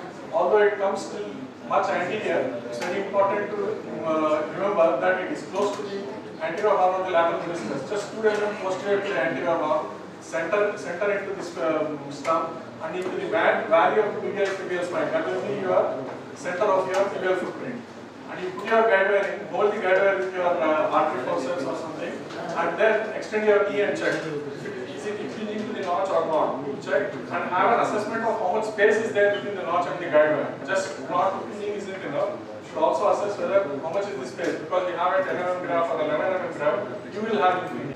Now proponents of transtibial femoral tunnel continue tunneling the femoral tunnel through the tibial tunnel. This is called transtibial technique, where you use the tibial tunnel and continue to clean the femur, or continue to find your femoral footprint through the tibial tunnel. The problem with this is you tend to go too high, and but in spite of that, I have seen surgeons, Armugam sir and people from south, who have published papers saying that transtibial tunnel techniques are almost similar, have almost similar results to transportal technique. What they do is they find the footprint in the knee in some amount of lesser flexion. They tend to extend the foot slightly, extend the limb slightly, and then find the foot. The advantage is you have a comfortable knee flexion angle. In the transportal techniques, you need to flex your knee a lot. The flow of water will be less, pressure will be less. But here, you will have a comfortable flexion angle. You have a very good femoral leg, so you don't have problems of blowouts, you don't have problems of short tunnels. But and then it's because the graft is straight and linear, you don't have graft abrasion. But the cons are it is almost non-anatomical. The tibial tunnel tends to dictate where you go on the femur, and you need great lengths of graft. In transportal, what you do is you don't use the tibial tunnel, you use a portal, use an independent guide wire. Here you have a plane. Because it is free of a tibial tunnel, you have a flex your knee, you may end up with a blow. So you need to flex your knee. So when you flex your knee, the flow of water tends to come down. It becomes a bit crampy, but then you will get a good anatomical tunnel. And there is a chance of increased abrasion, especially when your tunnel is a bit lower. This popularity is transportal techniques. So most of the surgeons nowadays are going with the three-portal technique. I do a central and a far medial portal. It works well for me. With central and far medial portals, I get less amount of cramp. With two portals, I am able to finish most of it. So maximum amount of flexion is important. Now we get a good en-face view and preserve your remnant. And if you preserve your remnant in the center and find out what is the size of your graft. It's not always important that you have to be in the deeper and higher portion. If you have a wide graft, you tend to blow out your tunnel. So you have to individualize and make useful. But sometimes when you are using an outside guide, when you actually use the normal and find your center part of the footprint, you will be in the center. If you flex well, your tunnel length will be good, you won't blow out. And the chances of causing any other, the rarity of a neural injury will be lost. So if you don't flex well, the chances of going posterior will be high. That's the reason sometimes you find the endometer posterior to the femur. So when you flex well, you will get it just lateral to the femur. View the tunnel and always assess a blowout. You need to have at least 3 to 5 mm of shell behind. So when you are doing aperture fixation, especially Dr. Rajesh, I always liberate your tunnels well so that the graft goes in easily. Now having done that, to assess and analyze whether your tunnels are coming out good or not, you can do a series of cases by using this Bernard Huttel grid. What he does is he draws a line just below parallel to the Blumensax line, drop a tangential from the anteriormost border of the lateral femoral condyle and from the I would like to thank Telangana Society and the entire organizing team for hosting this pre-conference workshop. What I thought was apt rather than speaking about literature. And in today's world, the result-oriented world, we would rather look into maximize our failures. And one of the augment procedures was to be done in this state of to augment that. So what are the indications of an lateral extracorporeal hemorrhage? The primary indication would be a revision history because shift test. The patients would pivot at a grade 2, the ideal indication for a lateral extracorporeal hemorrhage. Patients, younger individuals who practice sports with pivoting mechanism, and chronic cases, ACLs which have been neglected for a while, and repeated pivoting. Younger individuals who are less than 25 years of age group, and a radiological sign which would say that the patient is in repeated pivoting with a high grade of pivot, especially a notch sign. Lateral femoral notching sign, which is more than 1.5 millimeters. This would tell us that the patient is repeatedly pivoting and pivoting on the lateral condyle with a high grade of pivot, explosive pivot. He would definitely require a little more than an ACL reconstruction. be appreciated on an MRI as well. A florid lateral condylar contusion. Of course, if you see this image, there is not much of an effusion, but there is a huge contusion, condylar contusion with the knots and which is positive here. That says that this is not an acute injury, but the patient has been floating on lateral condyle pretty grossly, and this would be more than an ACL, or he described a kind of a ligament which was avulsed in these kind of ACL injuries. That's nothing else but the ligament which was rediscovered lately as part of the anterolateral ligament. And we all know that this anterolateral ligament is something which will provide us the pivoting stability. Whereas an ACL will provide us anteroposterior restraint and some amount of rotational stability. But adjunct to that is the anterolateral ligament, and the anterolateral ligamentous injury would lead on to an anterolateral opening. If you see this kind of intraoperative picture, there is an anterolateral opening here, a coupling kind of opening in the anterolateral aspect, and you put into a figure of 4, rather than we all know that a drive-through sign, when we have a posterolateral opening, we infer that we have a posterolateral cavity of your iliotibial band. One could either take a strip of 1 centimeter in the distal third of your iliotibium, or I would prefer taking it in the central 1/3, because that would give me a good, robust iliotibial band strip.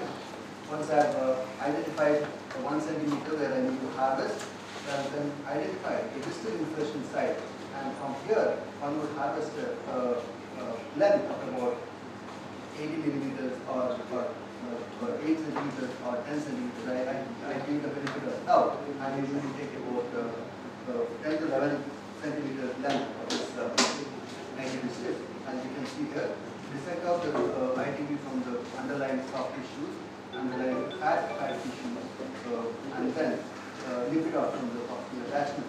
The proximal attachment is then grip suture to either an antibond or a fiber wire. This also is then rooted to the lateral collateral ligament. Identify the lateral collateral ligament, root it below that, and the proximal end is then fixed to the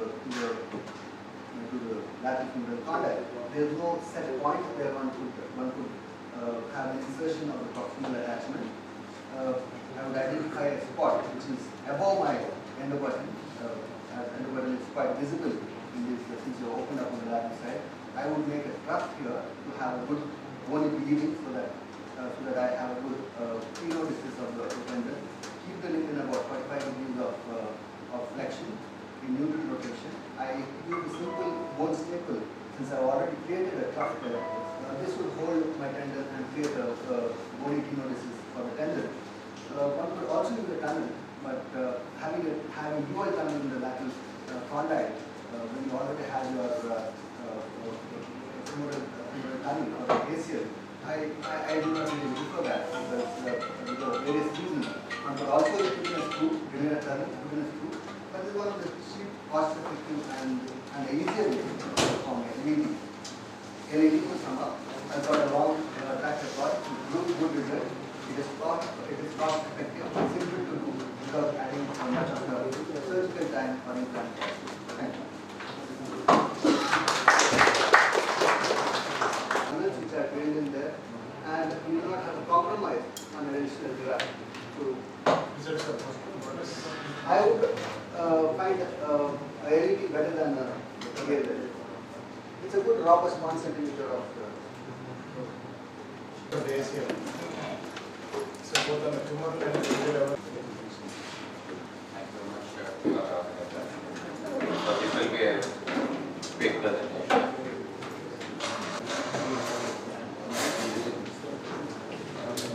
About ACL repair, not the reconstruction. So something that we may not be doing regularly, but from time to time we may need to. Indications is bony avulsion of tibial insertion of ACL, which we see from time to time. So this is how it is classified. Type 1 in children is type 1 is when it is undisplaced, which can be treated non-operatively. Type 2 is where it's partially displaced or hinged. In these cases, when you extend the knee, if the hinge goes back in again, and if it is anatomical, then you can leave it like that as long as there is no FFD. The type 3 and type 4 are where there is complete avulsion, especially in type 3B, which includes entire intercondylar eminence, and type 4 is where it is comminuted. So again, the second indication for ACL repair is acute femoral avulsion, which are like type 1 Sherman. So the Sherman's original classification of ACL tear, which is like type 1 is an avulsion close to the femoral attachment. So these type of ACL tears can be considered for ACL repair rather than reconstruction. So the other two are the subsynovial ACL tears, which are the like stretched ACLs. So where the entire length of ACL is still intact, where you can just repair it. And the other one is partial ACL tears, in which you return one bundle and then repair the other bundle rather than reconstructing it. This is very important because ACL repair is not something that you need to consider in every patient, especially in any patient with a chronic tear with the stump resorption. Absolutely do not try it because it will be contracted and it will be impossible to get back to the native length. And any mid-substance tear and those with poor tissue quality are not at all candidates for ACL repair. So advantages, as you know, are less invasive, there is no graft morbidity, and it actually we are retaining the same ACL which is taught than reconstructing it. So two types, as I said, one is femoral side, the other is tibial side. On femoral side, you can use with the suture anchors, or you can use an augmentation with internal brace. On the tibial side, you can use suture bridge repair or screw fixation. So on the tibial side repair, this is one method, which is the suture bridge repair. So where you pass sutures through the ACL stump. These are the various configurations which you can use. These are the bites that you take to the ACL. Okay, like elasto, like crisscrossing, both and so these are the different configurations to which you can put the suture through the ACL. And this is how you drill the holes through the tibia for the channel through which you can do the suture. So that's the suture technique, and this is something that probably most of us tend to do in bony ACL avulsions, which is a screw fixation technique, especially in children with open physis. You can use physeal spacing techniques whereby you use a smaller screw, which is sort of more tangential to the physeal plate, and you can use two screws to stabilize it. On the femoral side, this is how we do make a notch, make some preparation to the femoral notch, and then pass the fiber wire through the ligament, and then fix it with some kind of screw fixation onto the femoral side. So again, some advantages and some disadvantages in either with the repair. So the many advantages are this is slightly more cost effective and faster recovery and limited soft tissue damage and all those, but at the same time it is a technically demanding procedure, and if you do not know how exactly to do it, probably it takes much longer to repair an ACL than to actually reconstruct it, which is much easier. So these are the things. So again, these are the different types of techniques for ACL, tibial side repair, suture fixation versus screw fixation. So both have their merits and demerits, but essentially when there is any doubt about the integrity of the bony tibia, if there is any combination, it's always better to go for suture bridge fixation rather than screw fixation. So with the small introduction, I would go on to show a couple of videos. The first one would be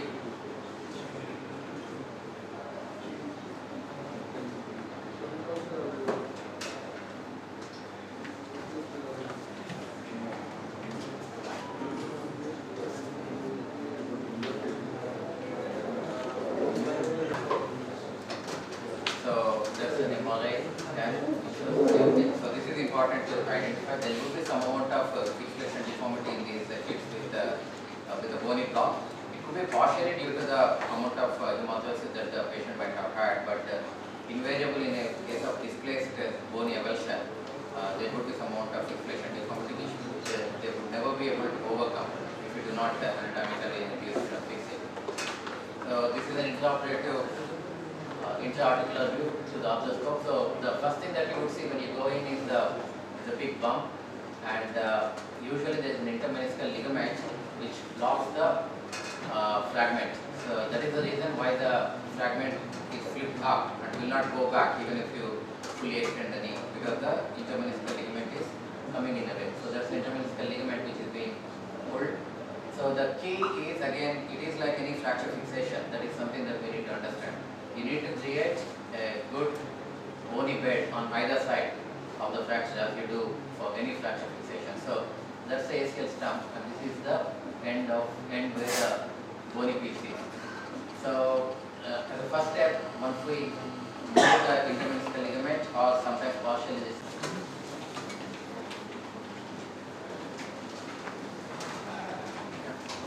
For giving me this opportunity. So after, as Seshkan said rightly told, we have seen all the success stories, but we will just another 5-10 minutes will evaluate what are the causes for ACL failure, especially for all the junior young surgeons who are starting off the ACL reconstructions. Because for an arthroscopy surgeon to start off, usually it will be a meniscectomy and ACL reconstruction to kickstart with the arthroscopy career. So why we are so much worried about ACL failures? So globally, more than 200,000 surgeries are done per year in the Western world, and annual incidence of failure is rising from 1% to more than 40% in some of the studies. And it gives a higher failure rates. There is more chondral damage to the knee, thereby causing an osteoarthritis, which is a future problem. And after the revision surgeries, the chances of return to high-level sports is very less. So what is the failure of ACL reconstruction by definition? So if the patient comes in 6 mm of the anterior tibial displacement compared to the normal knee, you consider it as a failure of the ACL surgery. And also if it is a positive pivot shift graded as 2 or 3 with a symptomatic, with an inflammatory knee or with instability symptoms, you consider it as a failure. So before seeing what are the causes, we can consider it as a different factors which are causing failure in ACL surgeries. So it can be considered or grouped as a patient factor, or surgical techniques, or graft incorporation, or biological factors, and last is the rehabilitation and trauma. So this is the mass study which was done in 2010. They have elaborated into 3 categories mainly, which is a traumatic one, which is the main cause of retear rate. The other one is a technical error or the surgical error, and the third being biologic. So this is the picture where we can much easily evaluate how the causes are being graded into patient related, biology related, or surgeon related. So patient factors, so at the time of the failure, if the surgery is done in much younger individuals, the chances of failure rate is much higher because they tend to go back to the contact sports or high level athletic activity. So the chances of failure is much more when surgery is being done in a younger individual. But there is no gender preponderance, either male or female, it's almost same. And also activity profile. If the patient has gone back to high level activity or high level sporting activities like pivoting, sidestepping or jumping activities, the chances of failure is much higher. And also patients with generalized ligament laxity. So if you are attempting ACL reconstruction surgery, you should always evaluate whether the patient has any generalized ligament laxity, whether the patient has a hyperextension syndrome. You have to check before doing the surgery, because if you are doing an ACL reconstruction surgery in a hyperlax or a hyperextension patient, it is a day 1 failure. And also the other factors being bone marrow, body mass index. The patient's body mass index grows up, the chances of failure also grows up.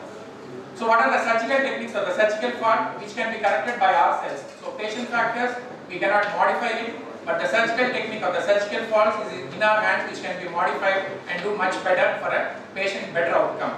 So most common is the tunnel malposition, graft impingement, so improper graft tensioning, and inadequate graft tensioning and inadequate fixation of the graft on the femoral or the tibial side, the quality of the graft which we use irrespective of whatever graft we are using, and also failure to address the associated injuries, which is also a key role in ACL management. So tunnel malposition, so it is the most common factor for surgical technique failure. 60 to 79% of the failures are due to tunnel malposition, as earlier said by our speakers.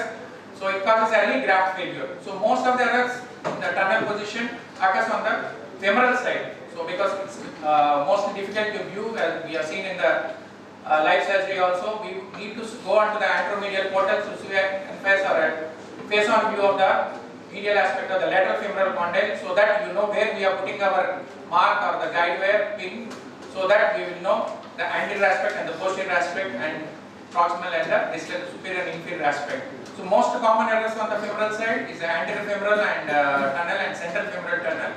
If you are doing anterior femoral tunnel, it causes excessive graft tension, it increases knee flexion, thereby causing failure. If the femoral tunnel goes on to the central aspect, it's going on to be a vertical graft, which again have a anteroposterior stability, but there is a failure on the rotational stability.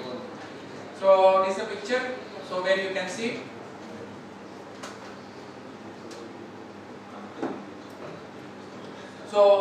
here the graph, the probe where it is showing an arthroscopic picture, that is the actual position of the graft to be, but here the graft is taken in almost central femoral tunnel, and also it's vertical graft, so that it doesn't have any rotator stability and it goes to a failure. So we are seeing this in the live surgery, as Dr. Purna has very well demonstrated that one. So from the medial, anteromedial portal, if you see that, you can see the tunnel view, as you can see the inside 4.5 or the button, and 8 or 9 mm whatever graft we get, and also we can see the posterior condyle of the lateral femoral condyle 2 to 3 mm of the bone bridge. So if you are able to see this clearly, so you are 100% sure that you are doing your femoral tunnel right in position. On the tibial tunnel, you may come up too much anterior or too much posterior. If it is too much anterior, it impinges on the notch or the roof, and if it's too much posterior, it may coils with the PCL and impinge on the PCL. This is another table, we may not go elaborate into that, like different malpositions of the femoral and tibial tunnel, which causes different problems to our surgery. So this MRI picture, in the post surgery, you can see graft impingement in the intercondylar area. There you can see the graft impinging onto the PCL in the posterior condylar region. So another failure will be an improper graft tensioning. So we have taken a nice graft and thickened graft more than 8 or 9 mm, but you are not properly tensioning it. So it's again a lax graft which we are fixing with very good implant. So we need to have a good proper graft tensioning. So the graft, if it is loose, it's again a persistent laxity or instability. If the graft is too much of tension, then again we have an adverse effects onto the cartilage, increasing the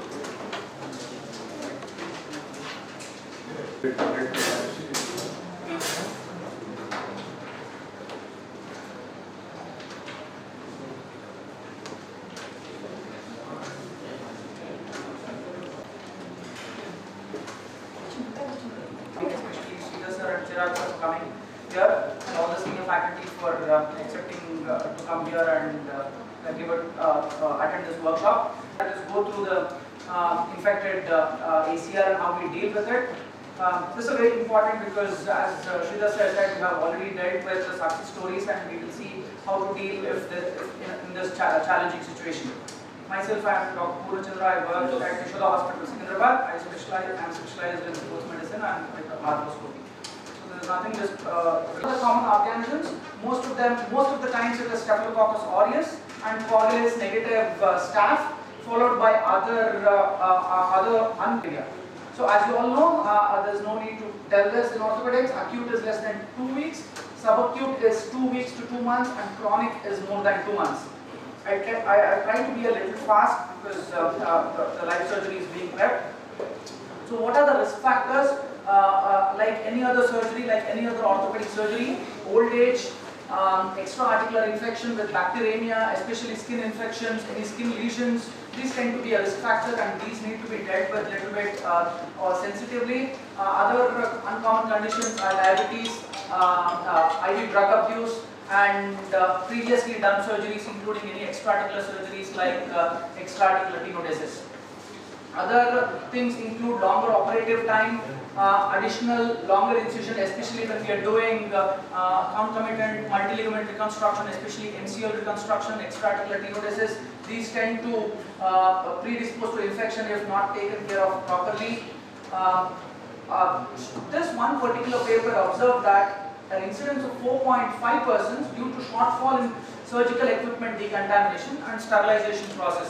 Especially that is why in many of the hospital fumigation is not followed anymore these days. Usage of solutions like Sidex or Paracet solutions are not preferred according to international standards, because multiple reports have shown that this is because of the improper storage of the solution. This can lead to infection. So, and as I said before, open surgical procedures is not for infection for orthopedics, so I don't think I need to repeat them. What are the investigations that we do when we suspect an infections? The go-to investigations are CBP, ESR and CRP. The other things are, of course, if the knee is swollen, if there is an effusion, we go for knee aspiration and send the fluid for analysis. And it's very important to go for MRI in this to find associated findings and find any associated. Let me just quickly run through a diagnostic round here. It's a little warm here since Purna probably wanted me to have a 2 kg of telegram. Last night he gave me a very spicy cake and today he switched off the AC here for me. So it's a little warm out here. There could be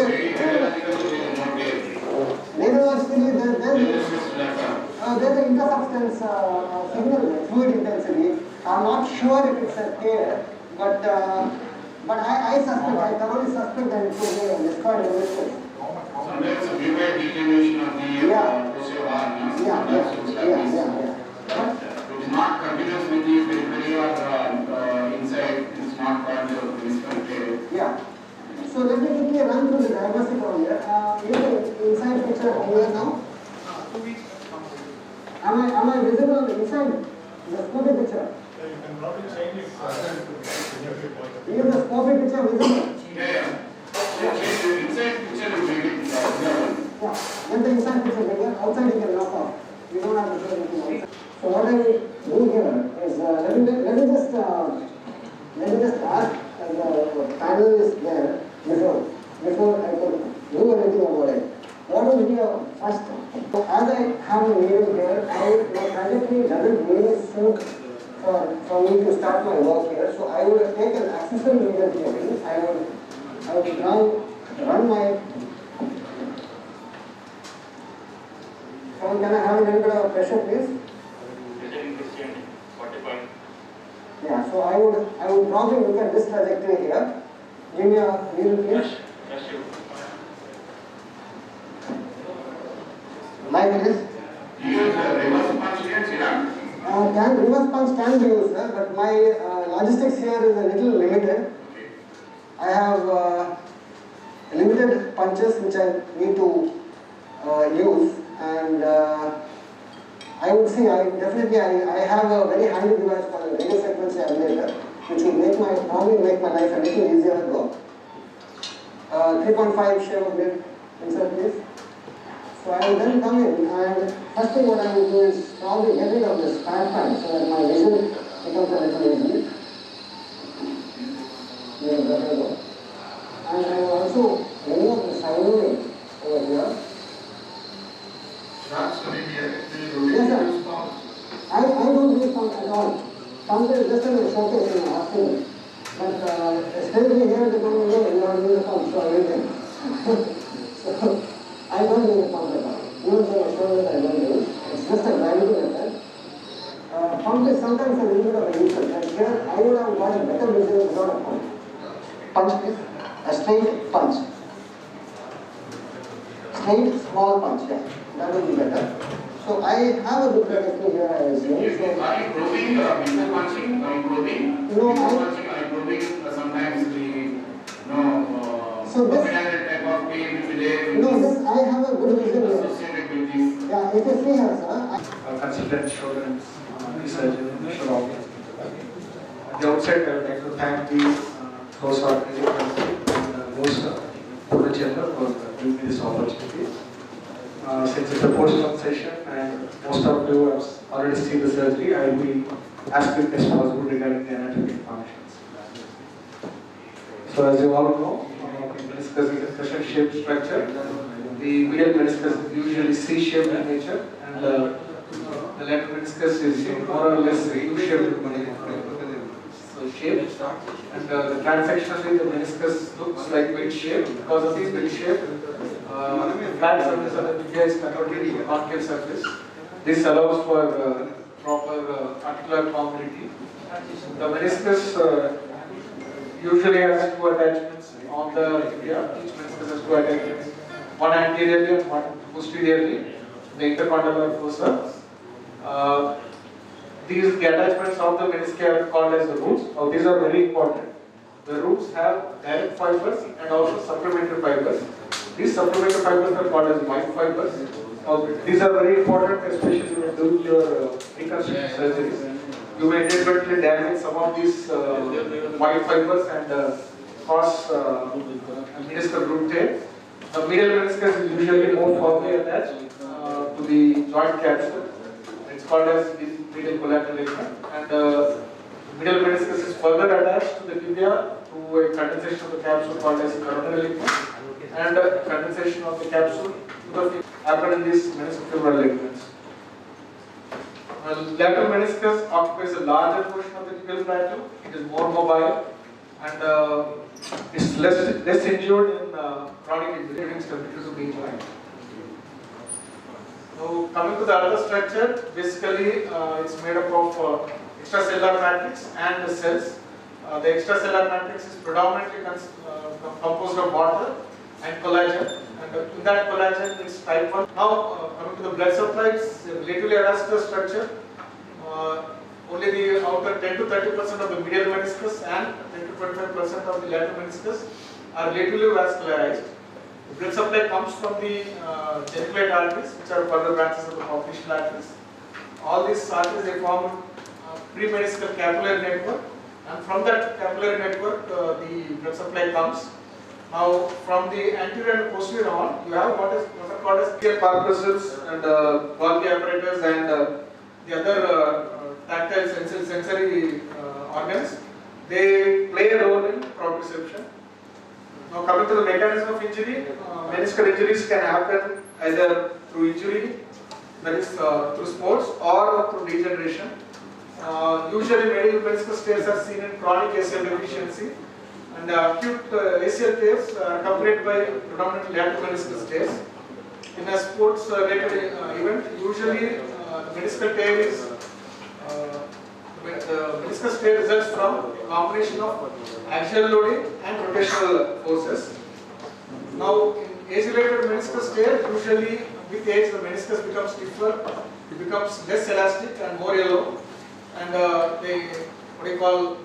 extracellular matrix is replaced by cavities. Now, this leads to shearing of the two lamellar layers. So that leads to propagation of this small cavity to a big cavity.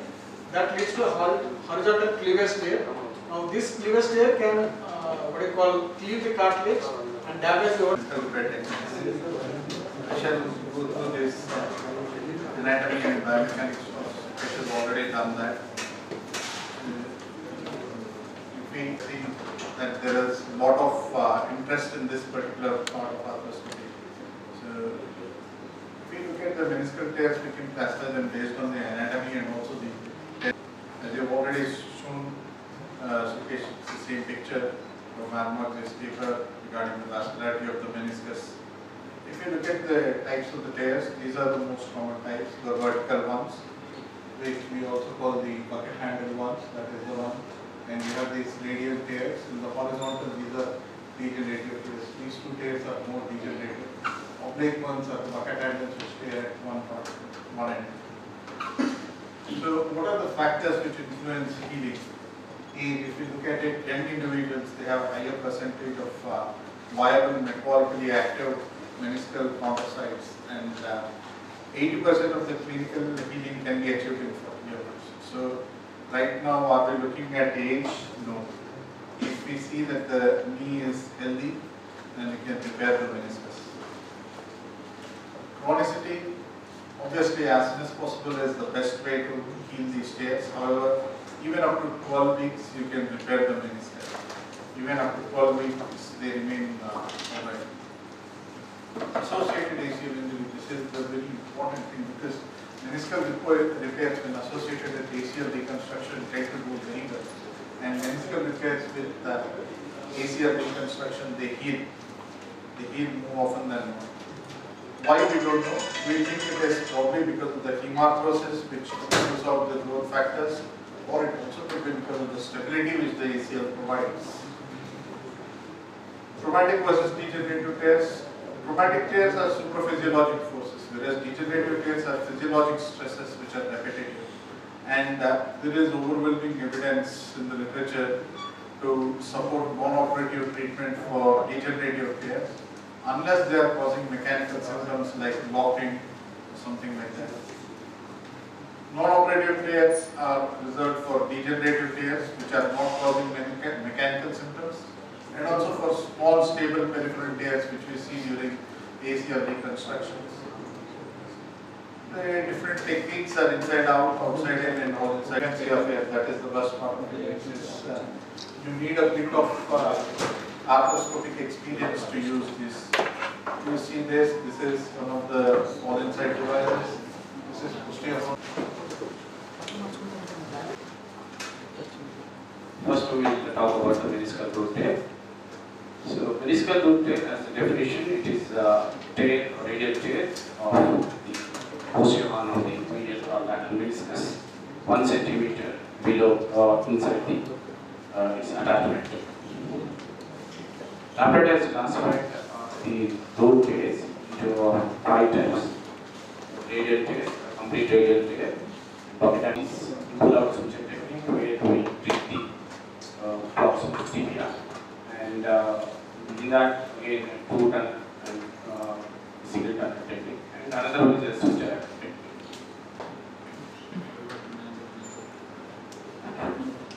The suture technique, the advantage is no money effect, so there is no need for the metal. Transtibial pull-out technique, very easy and more anatomical. Depends on this academic study. We know that laparoscopy is one of these already arthroscopic surgery. So this meniscal root tears will this presents with a posterior knee pain, a popping sensation at the time of complete flexion to extension. So diagnosis is by the MRI goes to sagittal goes in the MRI sagittal and the extrusion, the chronic root tears. And these root tears are almost equivalent to the total meniscectomy. Okay, so if you are not treating the root tears, there is an increased pressures around the area, and this meniscotibial ligament, capsular meniscal area and the meniscotibial. This is a meniscotibial ligament. So this is a meniscotibial tibial ligament tear in the type 3B, and complete tear here, entire periphery meniscus, and double tear. Here you are seeing the double tear. So these are classification. And if you see here, there is step sign here on the superior part. It is a type 2, and in type 3B, if you see here, partial inferior tear. So this is the meniscus, so partial inferior tear, and right.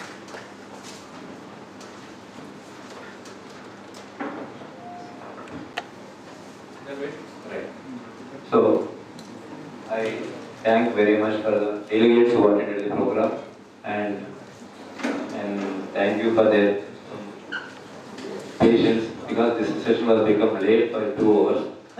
From our side, we want to say so. Sorry for it. The unusual has happened here.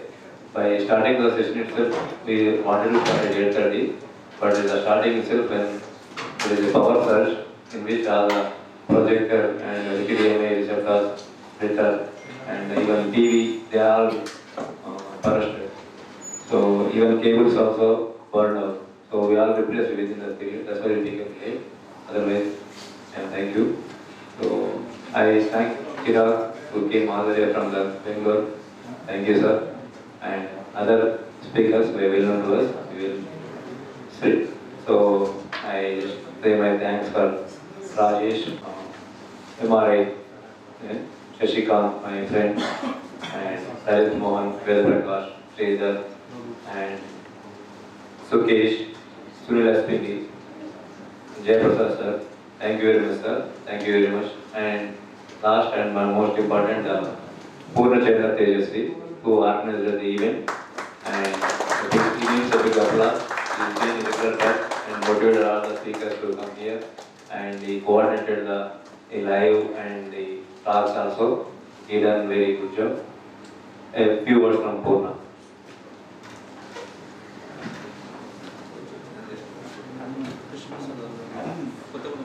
Primary thanks to the TOSA organizing team for giving us this opportunity to conduct this workshop. Everyone from the TOSA organizing, President Prasad sir, Ram Kumar sir, who I have seen from yesterday night, who has tried to pull this program off. Special thanks to Dr. Chirag sir and from Bangalore, and Dr. Sridhar from Vizag for taking their time out and visiting us, even though it was a very small program. We are really grateful to you, sir.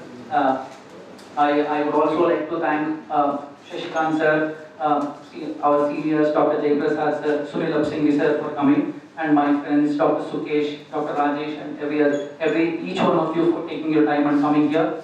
And special thanks to delegates for coming and listening out here, bearing time with us even though we are late.